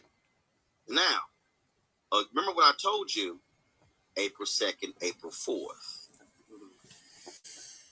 See, people need to listen to this. I said, Roland, you're going to have to get more aggressive in seeking resources from your fan base. So we got more aggressive in asking to contribute to the fan club. But then check this out. I started doing more direct live hits on Facebook, on Instagram, that turned into master classes. Okay. Everybody might remember when I was posting those links mad about Babyface and Teddy Riley and the bad audio. And I was like, y'all, this ain't hard. Get this here. The night of Teddy Riley and Babyface doing theirs, I hopped on live, gave my thoughts. It turned into a 45-minute masterclass on Facebook and Instagram. On that night alone, $6,000 came in just by me talking on Instagram and Facebook. I was on that live with you at some point. We were talking about the technology and oh man, bro. Salim Akil, the director, texted me and said, "Brother, you are putting on a communications masterclass." Yeah. And I was just talking, but people were giving in the first being on that with you. In the first 3 weeks. In the first 3 weeks between beginning April 4th, in 3 weeks, the fan base gave 30,000. So what I need the fan base to understand, their giving, coupled with the increase in YouTube, allowed me to restore the cuts. Yep. Nobody got laid off. No one quit. No one got quit. No one got fired. You know, and so for them, I had one staffer. She was like, I'm living paycheck to paycheck, and I said, "Boo, I cut 75%." I said, "I understand your position." I said, but I told her, but I want you to understand, you were the last one hired. I said, in a normal situation, you would have been fired. You would have been let go. You would have been let go. No doubt. I said, so I know you saying I'm living, paycheck to paycheck. I said, but sister, if I did not make that move, you would have had no paycheck. Nothing would be done. You got 80%. Yeah. I said, well, you would have had zero, because I said, you would have been the first one laid off, because you're the last one hired. You're the last one in. Right. With the least experience. Right. So people have to understand. I had to get even more aggressive in asking, and I had to do more myself.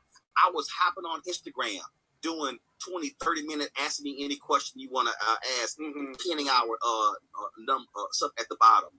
I was hopping on Facebook as well.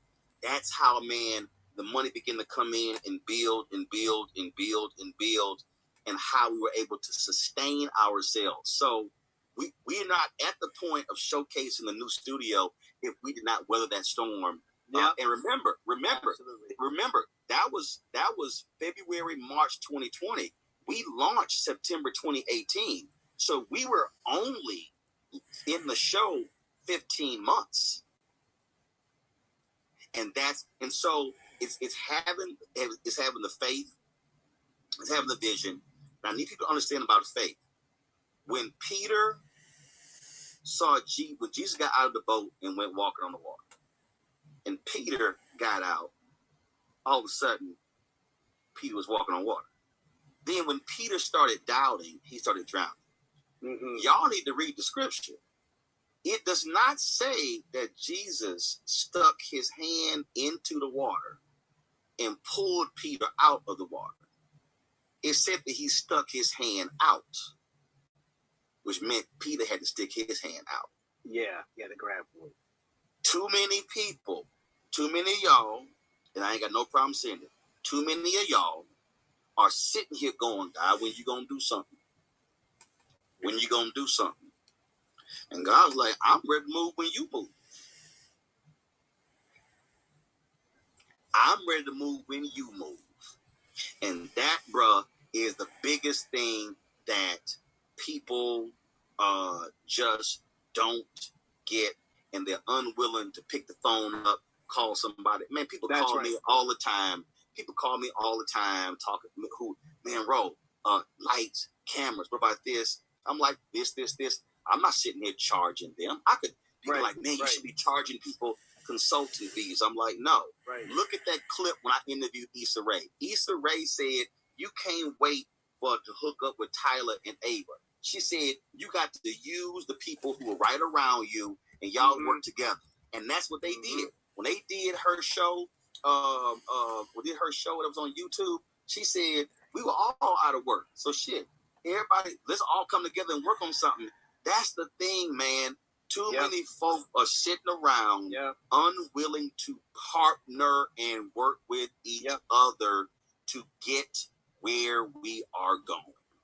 She did Awkward Black Girl, fought for that, did her vision on YouTube, made it work, and stuck with it, even when she didn't have it. When Insecure ended, I sent Issa a text message. And I said, Issa,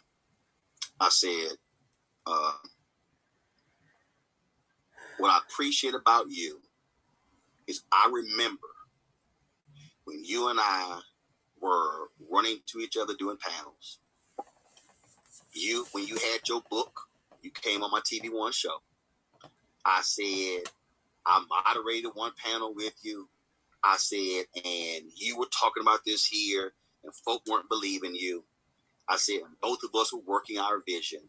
And I said, and what I appreciate is you did not ignore Black media. But everybody who saw that interview on TV One, they don't understand how that even happened. TV One came to me 3 weeks before the Image Awards saying, we need a Barbara Walters type show with some entertainers, and you got to get it done. I was like, the fuck, y'all just figured out the Image Awards in 3 weeks? Right. Y'all ain't know that? I sent several text messages and direct messages to various entertainers. I sent John Legend, Common, Issa, and Journey Smollett. They all agreed to come on. They didn't sit here, ask for no car service. They drove themselves. Damn. I'm trying to think. Did we have? I think we had makeup there. I ain't even know. We ain't have all the other stuff. But the thing is, Issa came there. She ain't had no entourage. She was by her. I think she was by herself. Maybe she had one person. Doc, we sat down, did the interview. All good, no drama. I ain't had to deal with nothing. And that's how that thing happened. That's how it happened. A phenomenal comment. And this was after season 1 of Insecure. That's how that thing happened. So I just need people to, and I said, you and I said, I've been having your back. And she said, Roland, you about to make me cry. But no, that's the thing. People don't understand. You ride with folk, they're gonna have your back. So that's right. And that's the thing, bro, that folks just don't get. And so the people who come on my show who are panelists, yo, they're supporting me. They're also building their brands. They told me that people have gotten speaking engagements. Man, Mustafa told me he got moved to the front of the line at Lowe's from a sister at the Lowe's in Maryland. She says, "Hey, ain't you the dude who been Roland Martin show?" She said, "You come on to the front of the line." He said, "So man, yeah, perfect." That's just what I need our people to understand. Yeah. If you stop talking about the village if your ass ain't practicing it. I'm just gonna leave on that point. Nope. That's somebody put this here. Somebody asked this here. So y'all, is the Cash App is $R Martin Unfiltered. Venmo is RM Unfiltered. PayPal is R Martin Unfiltered. And Zelle is Roland at RolandSMartin.com or Roland at RolandMartinUnfiltered.com. Be sure to put your email in. We add you to the email list, and we added call-ins. The only people who get to call in are fan club members. If some of y'all who watch for free, that's how the benefits work. There you go. That's it. So if you want to call into the show, and I got the list too. So you can't say I gave.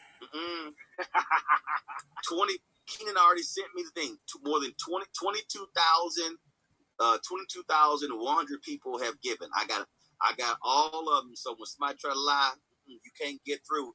We cross check your name before we put you in the queue to see if you gave.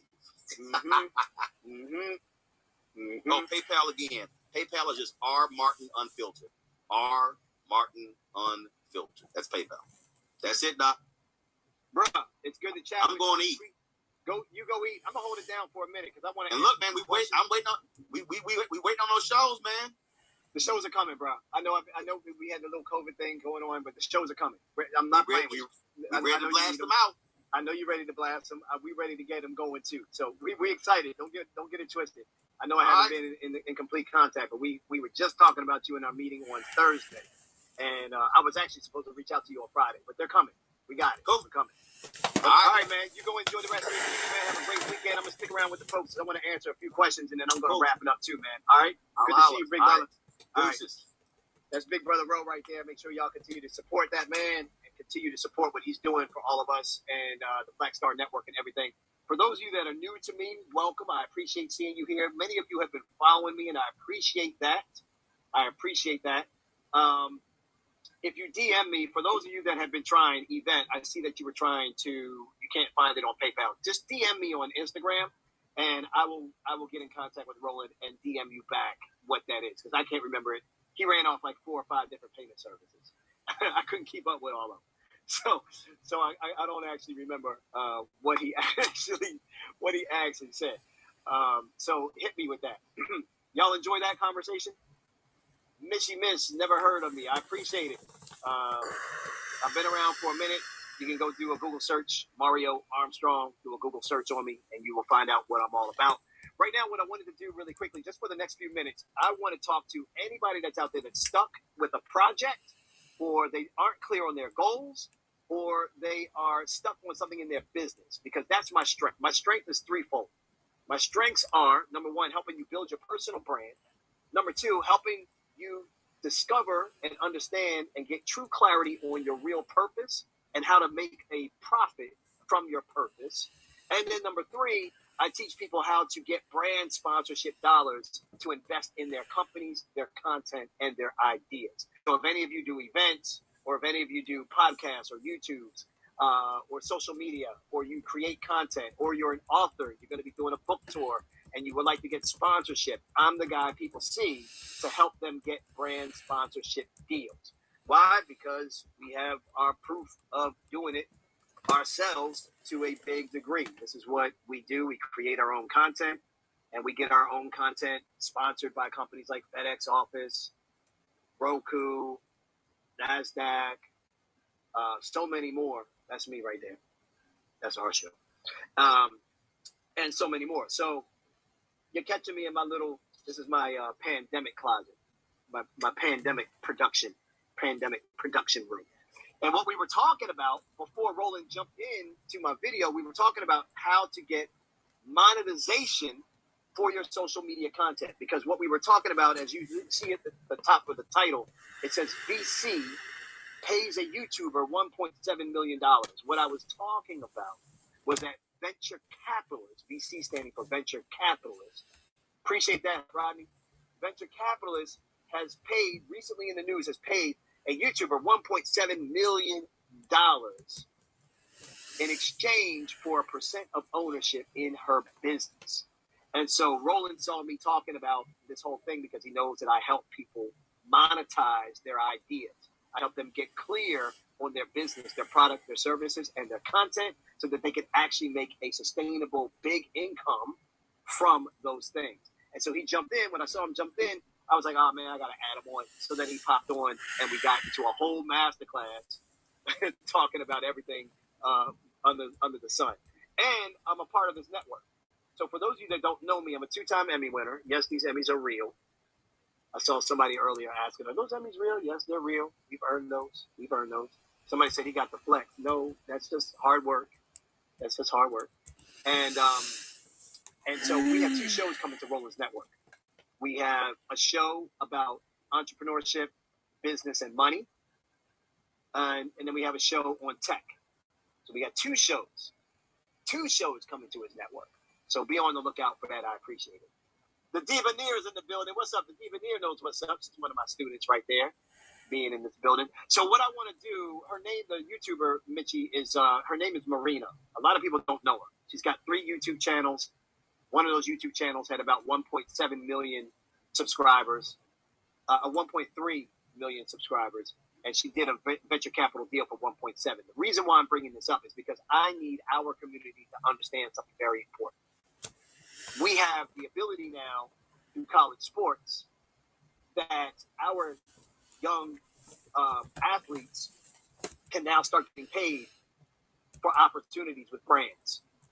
Right? You all already know this is out, right? Like you already know that name, image, likeness, NIL, name, image, likeness, is now a thing where college students and sports players, if they have a social media following, they now can actually access funds than what they've never been able to do before.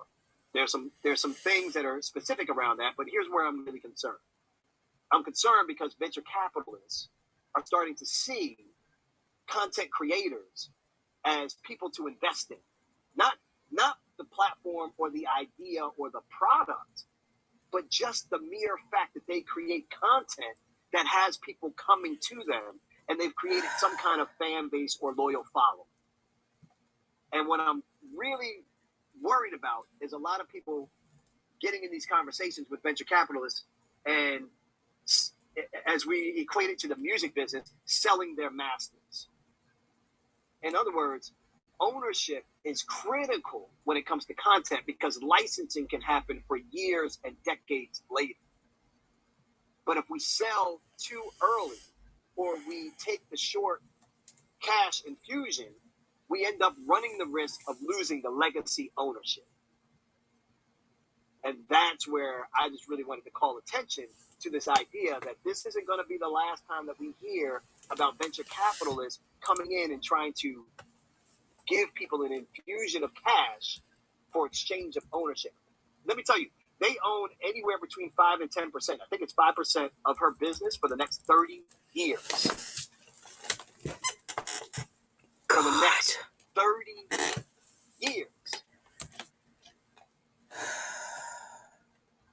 Diva Veneer says, let's talk IP. I know you know. Building, the Diva Veneer is building, correct me if I'm wrong, but you're building a brand new type of hair dryer that is going to blow you all away. Blow you all away. Gotta follow her to find out what's going on.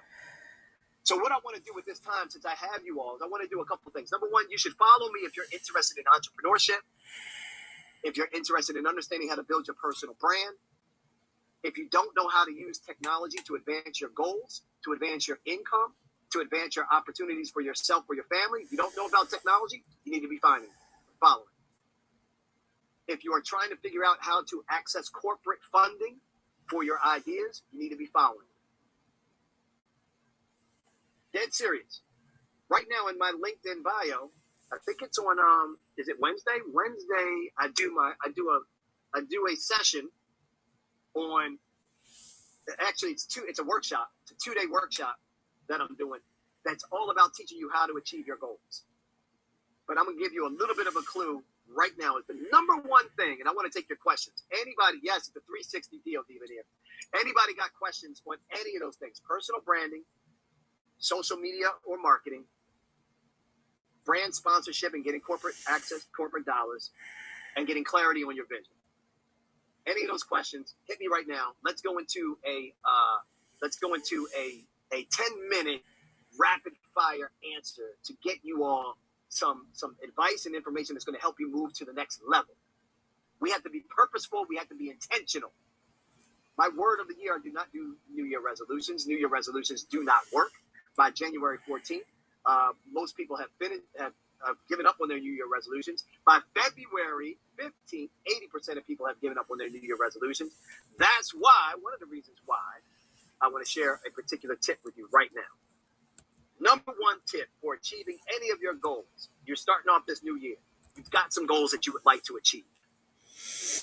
The number one tip that I will give you is that you need to actually not map out the goals you want to achieve.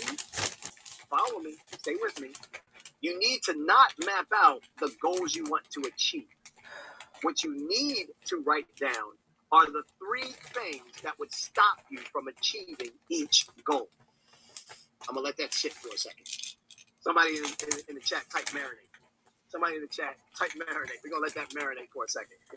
We'll let that simmer on the grill. Let that sit on the grill for a second. All right, let that sit. We're going to let that marinate. Somebody type in marinate in the chat. What did I just say? What I said was, we're not going to write down a whole bunch of goals. We've been doing that for years. Most of us have not gotten to the results that we want to get to, the outcomes we want to get to. And there are some fundamental things that are flawed in the process of coming up with New Year resolutions. Shay Love Life said, marinate. Dr. Bosh said, marinate. Ladybug, marinate. Pandemic Solutions, yes. Southside Links, marinate. Aaron Drizzy, marinate. That's right. Dr. Tachi in the building. What up, Doc? Oh, man, the family is in the building. What's up, beautiful people? So what I'm teaching you all right now is a very instrumental concept on how to achieve goals. All right? Now, you got to keep in mind, this is coming from my own experience of not being able to achieve some of the goals that we wanted to, going broke in the pursuit of that process, my mother-in-law paying for our groceries, me not knowing how I'm going to be able to feed my son. My wife and I are in business together, so we have no parachute. We got no 401k is gone. Credit card debt is over our heads. Like, we're not about to have a business if we can't figure some things. And it's going to be even worse than that, right? Like I'm getting change out of the sofa to find the Coinstar machine at the grocery store to get some dollar bills to put that into the car to operate as gas money so I can try to get to another appointment to try to make some kind of hustle happen. And by the way, I'm feeling like crap doing this whole cycle because I'm getting depressed because I feel like I'm the one that got my whole family to try to jump onto this vision, and I'm the one not coming through for them. So these visions that we have, these ideas that we are creating, everybody's got a story. Some of y'all have slept in cars. Some of you have gone broke like I have. Some of you may have been in a relationship with your business partner, and that could have also not worked out. Lots of pressures. But there have been some instrumental and fundamental things that we did that changed the game. Number one, writing down 3 things that can block you from achieving the goal that you would like to go and get. You need to, what patent, in third gear, you need to start showing all the patents behind you, bro. It's time to update the background. You know, it's funny, man. I was just on with Roland, and I literally pulled this off the ball because I was like, man, should I bring this patent and trademark joint over here and let people see like what the real was when we first registered this, years ago. It's funny you bring that up.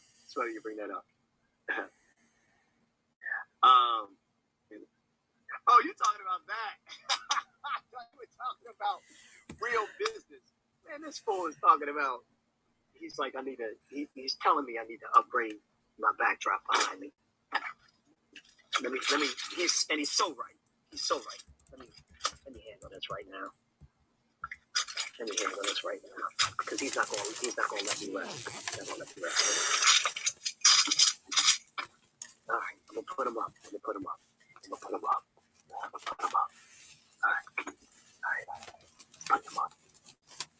He wants me to put up the patent leather Jordans. All right. I'm going to move these over here. I'm going to put the 4s over there somewhere. Put the 4s away. All right. And we're going to go with the patents. When you said patents, I thought you literally were talking about patents. Come on, bro. You know I am wired for the money, right? You know I'm wired for business, right? You know I'm wired as an entrepreneur, right? You can't just say the word patent. You got to say patent leather Jordans or something. You gotta complete that sentence. You start saying patents, I'm going to start showing you paperwork. You start asking me for patent. Look, man, look what came in the joint too. This is hot. No patent leather Jordan. That's kind of fire. Drop that on the chain. Anyway, let's get back. Walt coming in here. Always good when you get a migrant trigger while you're live streaming. I think he gets paid to try to see if he can break people on lives. I think he gets paid to see if he can break people on lives. I literally think he gets paid for that.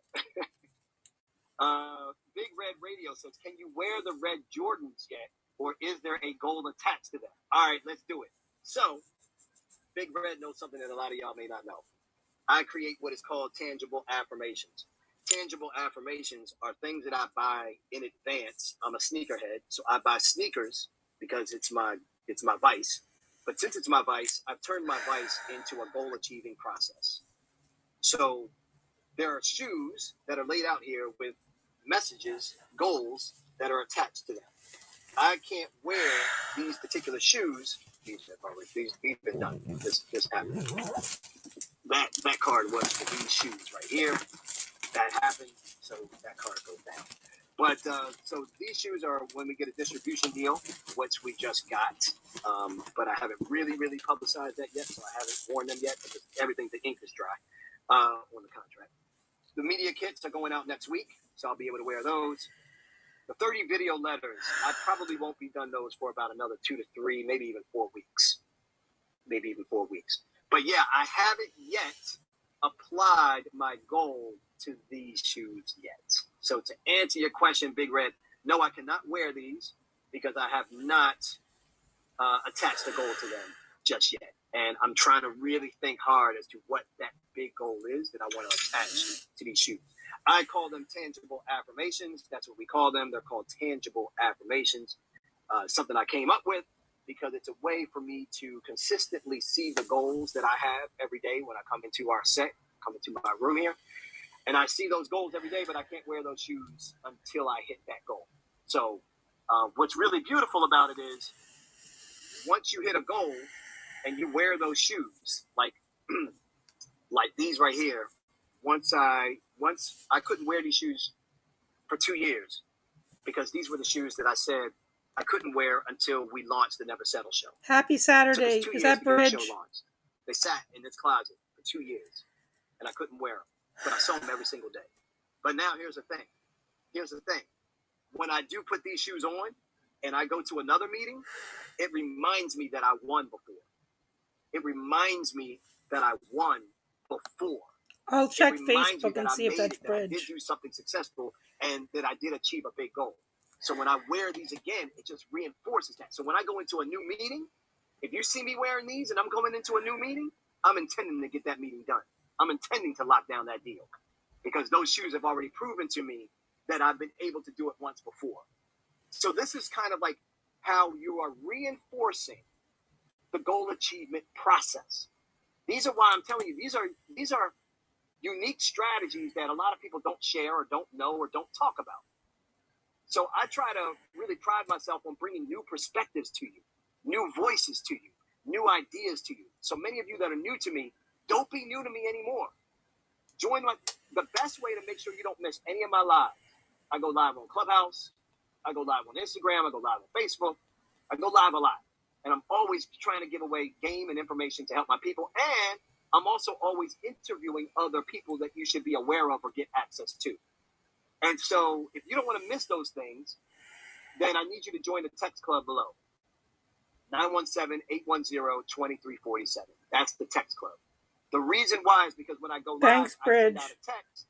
We don't have to worry about whether or not Instagram notified you or Clubhouse notified you. You don't have to worry about the algorithms and notifications. No, let's get you over to, like Big Brother Roland said, let's get you over to something that I actually can manage and control and own. Did it tag you? My text club I own. Please, I can see right now if y'all are signing up or not. Please sign up if you really value this type of information and tell 2 or 3 other people about it. Did it tag you twice? Follow me at Mario Armstrong All right. on Instagram. All right, now let's get back to these questions. I want to answer your questions. Big Red, thank you for the badge. I appreciate it.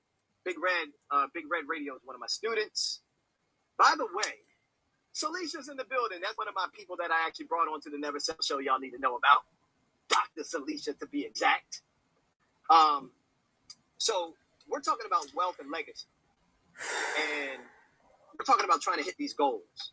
Trying to find my magnesium and some coffee. Change the outcomes for us was that when you plan and write down the 3 things that could hold you back from achieving your goal, that becomes the goal.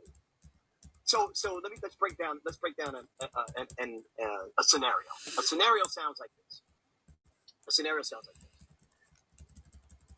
I'm launching a new season of the Never Settle Show.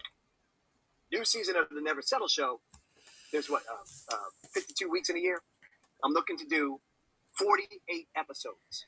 That means 1 episode a week, brand new, for the entire year, right? 48 episodes. That's the big goal. That's fine. That's cool. Whatever. What about vitamin C? Will that help? Me from getting to that goal. Number 1. Let's try it. I have to be able to get brand deals and sponsorships. I got to be able to get the money. So what do I need? What's going to stop me from getting to that goal? Well, what's going to stop me is if I don't have the money to produce the 48 episodes. Okay, so where am I getting the money? Oh, I have to pitch brands in order to get access to the funds. Okay, how many brands do you need to pitch? Oh, I need to get to about 30. Okay, so if you don't pitch 30 brands, you won't How many even viewers? be able to Let me think check. about getting to 48 episodes. Exactly. But what everybody writes down is, I want to do 48 episodes of the Never Settle Show. That's not really what the goal is. What the goal is that I actually need to meet with 30 clients to fund the show. So this is where wording matters and how we think about our goals, but not think about the things that we need to do to achieve those goals gets lost. So this is why I say, if for every goal that you have, if you write down the top 3 things 37 that can block you from achieving the goal, you will achieve the goal. You will achieve the goal and achieve the goal faster. Thought I was what? The next tip is that you got to have an accountability partner. You got to have somebody that's checking in with you on a weekly basis, whether that's me in my program, whether that's me on Instagram just helping you, whether that's your homegirl or your homeboy, whether that's somebody else. The only requirement is that other person has to be ambitious and that person has to have goals too. They don't have to be the same goals. They can be different industries. None of that matters. What matters is, do you have somebody that you're checking in with on a weekly basis to see like, hey, how'd you do this week? Did you hit your goal for this week? So if any of this sounds kind of useful and new to you, or if you need help achieving your goals, go to my link tree. Go to my bio. I got a link in my bio right now. I think it's Wednesday. I think this Wednesday is when I'm doing the 90-day goal achievement program. M. Cutter, thanks for the follow. I appreciate you. Or M. Kuda. It's a 90-day, 10-page document that we're going to work through. It's a workshop. I'm going to walk you through exactly how you're going to align your goals so that in 90 days, you see accelerated success. So if that's of interest to you, make sure you check my link in my bio for that. In the meantime, just make sure that you hit me up on that text club. All right? All right, let's get these questions popping. Who's got questions? Come on, let's go. Who's got questions? I know the title is kind of throwing things off because I had already finished with that topic, which was talking about content creators and venture capitalists. I don't know why, Ramona. I'm sorry to hear that. 917-810-2347. That should be it. And you can just text the word IG to the club and you should be right in. Southside Link says, does the text club work overseas now? I don't think it's done yet. I don't think Community's got that thing working overseas yet. So I apologize if that's you. Let's see. What else? I'm trying to see what other questions I may have already missed. Darren Neal World said, I'm doing this. That's dope. Oh, the tangible affirmations. Yes, do the tangible affirmations, people. They work. They absolutely work. Tangible affirmations absolutely work. Yes, I just saw what you said. Dr. Tachi, when is your next cohort for the sponsorship course? The sponsorship course, next cohort, starts February 7th.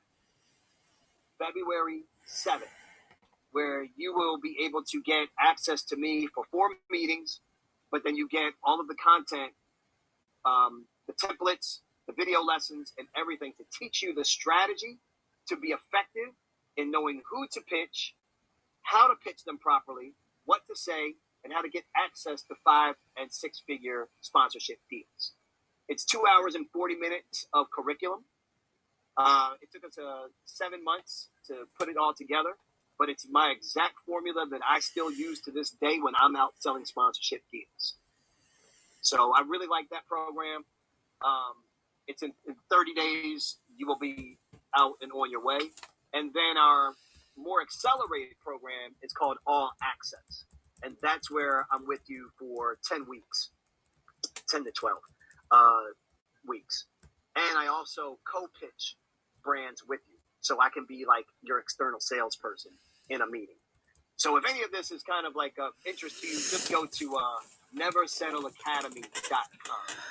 Neversettleacademy.com. Neversettleacademy.com. Let me see if I missed any other questions. Walt said he's about to frame his actual patents right now. All right, I want to make sure I didn't miss any of y'all questions.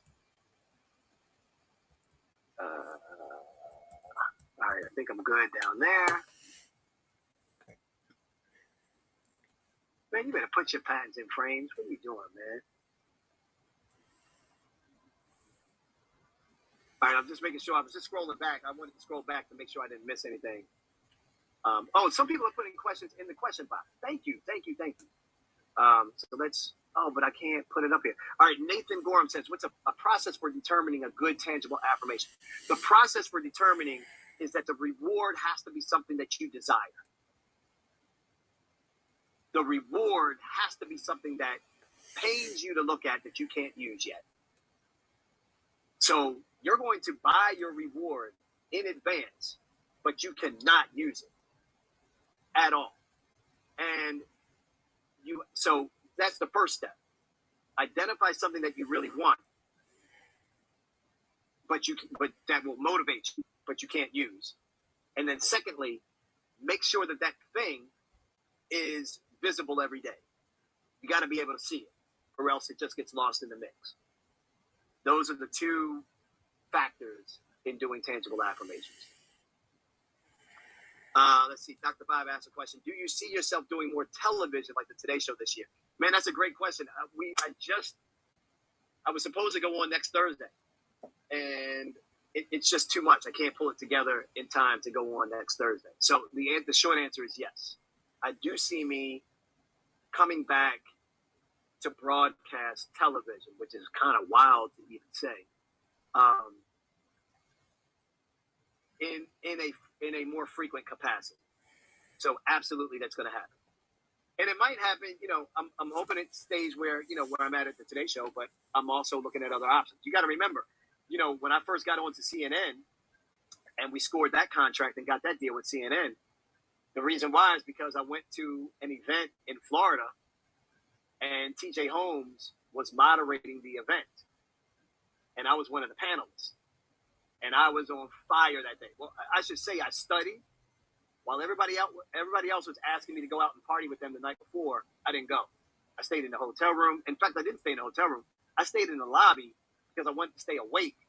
And I used the internet in the lobby so I could just be around energy and not be in my room and fall asleep. And it's a crazy story because the long story short is I was a keynote speaker at an event in North Carolina. And there was a moment, so I was paid to keynote speak in North Carolina on Thursday and Saturday. Thursday was opening, Saturday was like the dinner in North Carolina. The NABJ event was in Florida on Thursday. So the gap in between those 2 days. And we had $78 left in our bank account. CEO Nicole, which is my wife, was with me. We were in the hotel in North Carolina. We hadn't gotten paid from the speaking gig yet. That was money on the books, but we didn't get it in our account. And so we had $78 left. It was enough to buy, we had $128 left. It was enough to buy a flight to get down to Florida and back because I was already in North Carolina. So it wasn't that expensive. And the problem was, if I took the flight to Florida, and for some reason I'm late or get back delayed, then I'm not going to be emceeing the evening gala on Saturday night. Are you following me? Thursday was the opening night in North Carolina. I had to do an MC for the opening. Friday I was off from North Carolina, but I shouldn't be leaving North Carolina. What are you doing? You can't leave North Carolina. You're paid to be on contract because Saturday you have to do the gala. You have to MC the awards dinner.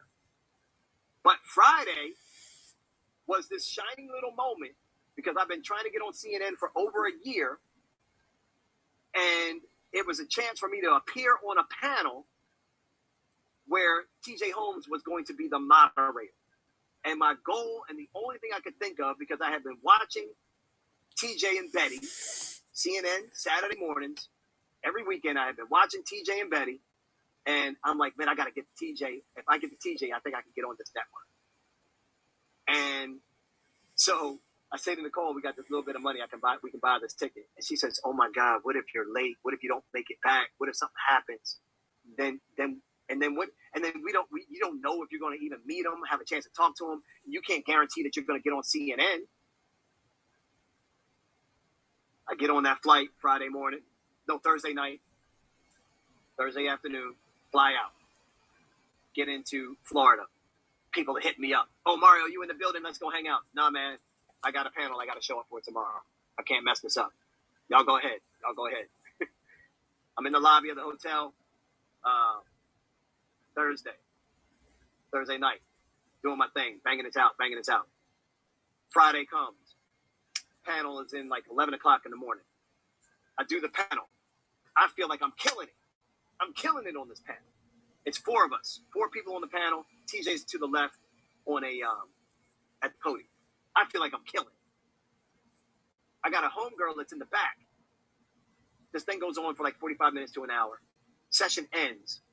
My homegirl, Taria, comes up to me and she's like, man, and she just says this out of nowhere. Check this out, y'all. family. She says out of nowhere, man, I don't think TJ's feeling you.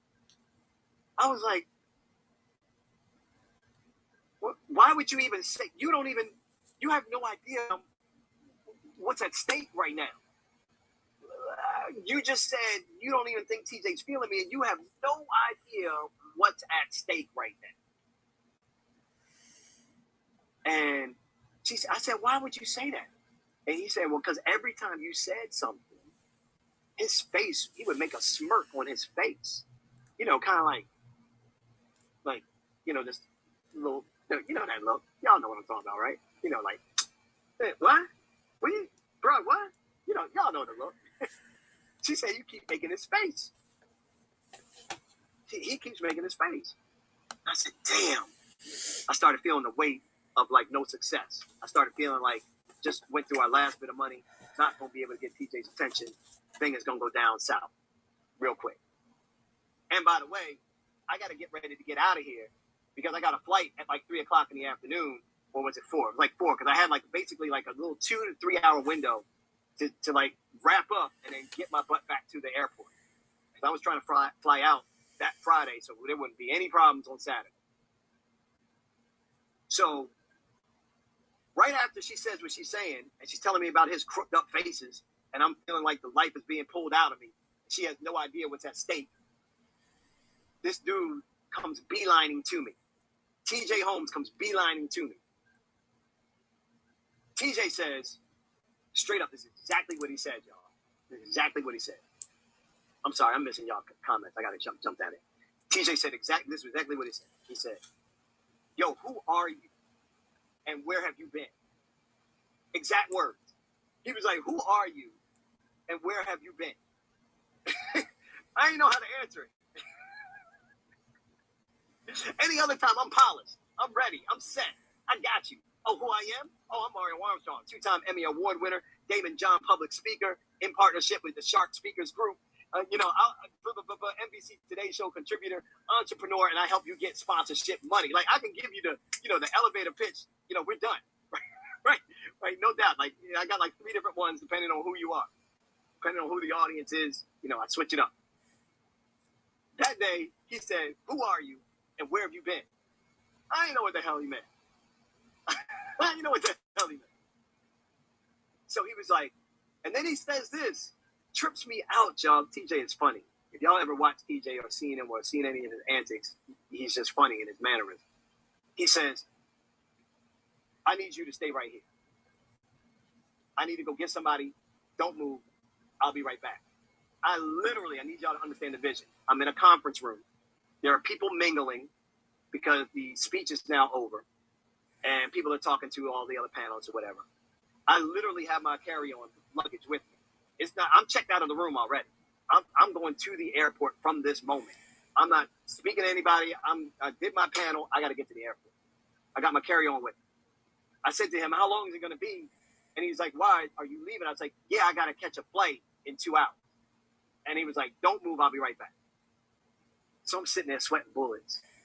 My homegirl, Taria's like, damn, I read that wrong. I'm like, hell yeah, you read that wrong. Good. Thank you. Thank you. You don't even know that was my last $100 to get down here. You don't even know that we don't have any money. You don't even know that if this thing doesn't happen, I'm probably not going to be able to get this opportunity to go national. Like, you don't know anything. And she's like, I read that wrong. I'm sorry. I'm like, Taria. So anyway, he comes back with this woman, black woman, who was like 5'2". Literally, y'all. She's 5'2". And he comes in with her, and she's got a look on her face. She's now frowned up. He's smiling, and she's frowned up. I'm like, what the hell is going on? And TJ goes, this is the guy I'm talking about. And she goes, who are you, and why is TJ so big on you right now? What do you do? And I was like, who is this woman? So I go into my spiel all over again. I'm Mario Armstrong. I'm a technology expert. I've done I got my show on Sirius XM. I've done stuff on NPR, blah, blah, blah, blah, blah. I really feel like I can talk about technology in a way that hasn't been done on CNN, on TJ's show specifically. And she's like, ugh. Like, she ain't trying to hear it. Tanisha is not trying to. She's like, ugh. She's like, we have a special series coming up in 2 weeks. This is her face. Like, TJ must have really did something to get her to want to come meet with me. He pulled her from upstairs at the career fair where she's probably trying to hire people, because what it turns out is she is the executive producer for the weekend show. 5'2", Tanisha Abernathy from Chicago, Chi-Town, rolling up on me like I ain't nobody, which I wasn't. But, like, I'm not even a human. Who are you? And why is TJ so big on you? What do you do? Right? Grilling me. Had to go into game mode, right? Got my luggage. She gave me her card. She said, in 2 weeks, we are doing a special series on health. Do you think you can pitch us something about technology and health? I said, done. Give me your card. You will have the pitch before I touch down back in North Carolina. Now I start talking big, right? Because now I'm like, yo, I got the EP's card, so watch how I flip it. She doesn't know how desperate I am. You can't show your desperation. You have to believe your value. You have to believe the work that you've been putting in to get you to the point that you're at. You cannot dismiss your experience. Your past experience is your current expertise. And when we dismiss our past experiences, we actually dismiss our current expertise. Doesn't matter that you may not be where you want to be. It matters that you got to where you are based off of something that you had to do. So stop diminishing what you've been through to get here. You have to flip it and use it to your advantage. So, in the heat of the moment, I'm taking her card. I know she sees my hand holding the luggage. I got the luggage. So peep it. She's like, in 2 weeks, we're doing a health series. Can you pitch me something about tech? And she's like, can you? And I'm like, yes, I got it. Done. I will email you before I touch down back in North Carolina. Here's where I try to poke my chest out. Because you have to bring the full you. Thank you, Heart of Dylan, for the follow. Appreciate that. You have to bring the full you to any opportunity. It is not braggadocious. It is not conceited. It is not bragging rights if your intent is in the right place. So if you have good intent, you cannot be worried about how somebody is taking your message. If you don't have good intent, then shame on you. The karma is going to come back. But if you have good intent, then you cannot worry about how someone else is taking your intent or taking the message if you know you're coming from a good rooted space. So I'm saying to her, I got my luggage. She gives me a card. I said, yeah, I will email you before I touch down because I got to get back to North Carolina because I'm an MC for an evening awards gala that's going down tomorrow night with over 3,000 people, and I got to get back to that in time. Did that on purpose. Number one, I wanted her to know I'm not a fluke. I've been working, I've been doing stuff. You see the luggage, I'm going somewhere. It's not me being braggadocious. It's a fact. That's where I'm going. I just chose to give that information. A lot of people would have taken the card, said, thank you, I will email you, and then they would be on their way. TJ brought her down. She came down. She quizzed me. I hit her back with, yes, I will give you something, and I'm on my way to go do something else. So I got to bounce too. Because everybody's important. Everybody's important. So you have to be able to, and the reason why I'm bringing this up is because this was a goal. The goal was to get on CNN. And this was an opportunity to the goal. And this is crazy circumstances to hopefully make something happen. This is what we have to be willing to do if we are serious about the dreams and the visions that we have. Some of us may not want to be as willing to do some of these crazy things because the goal is actually not big enough. Deron, I'm so glad that hit you, homie. I'm so glad that hit you. When we don't dream big enough, guess what happens? The goals actually just feel like a task. Can you all just sit with that for a second? I want to really make sure that you understand what the language of your goals, the words matter. If your goal is something that you know you can achieve, it is not a goal. You are wasting your energy, you are wasting your time, and all you're trying to do is make yourself feel good. Let's just keep it 1,000. Sanders, what's up, fam?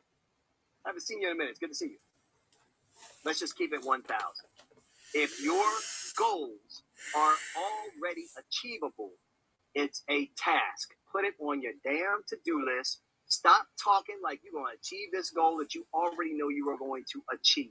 That is not a goal. That is a task. Let's be real with the ego trying to keep us comfortable to try to make us feel good that we can check it off the list that we did. Let's just keep it real. If we're really doing a goal, we have to stretch. I cannot control whether or not TJ or Tanisha or anybody's going to put me on CNN. That is an unbelievable goal that I cannot control. So it's stretching me to do things and be in uncomfortable spaces and do things that are not of comfort. But when we do things that are not of comfort, or He just froze. when we find ourselves in uncomfortable spaces, the only thing that... Come on!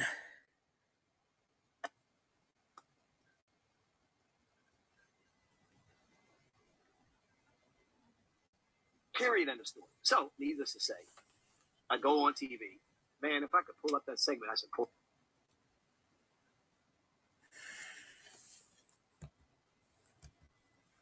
Live video ended.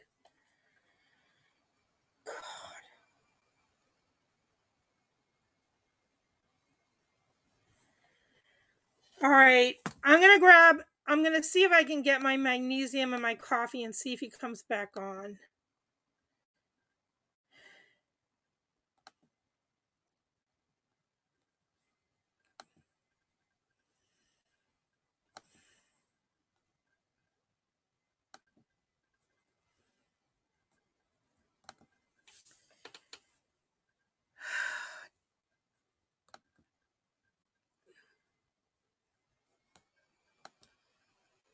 As in, damn. All right.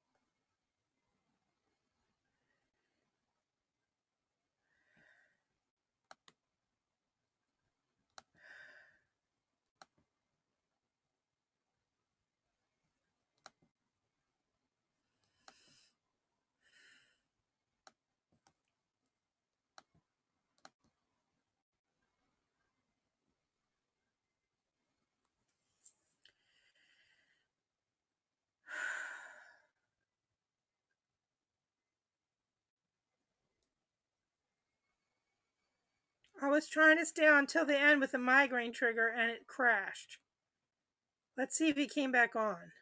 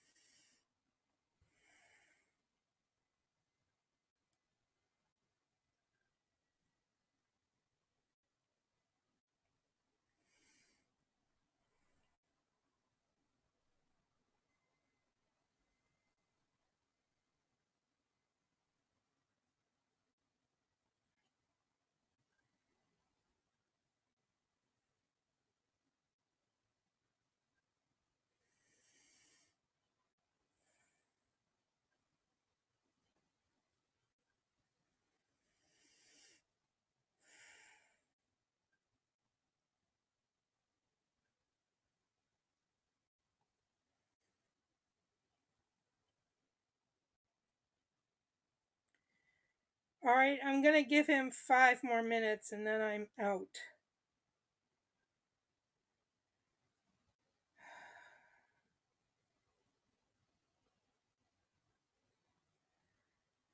I'm going to click refresh.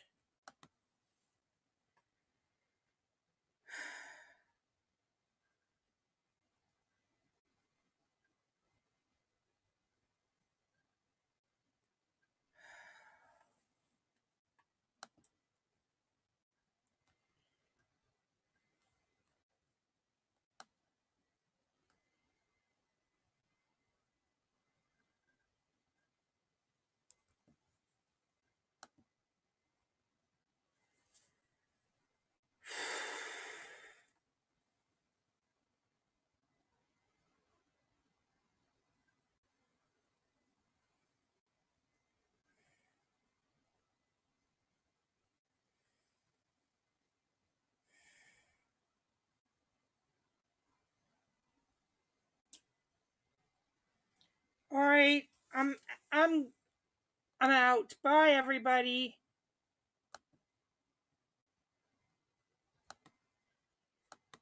And I click end stream and nothing happens. Hello?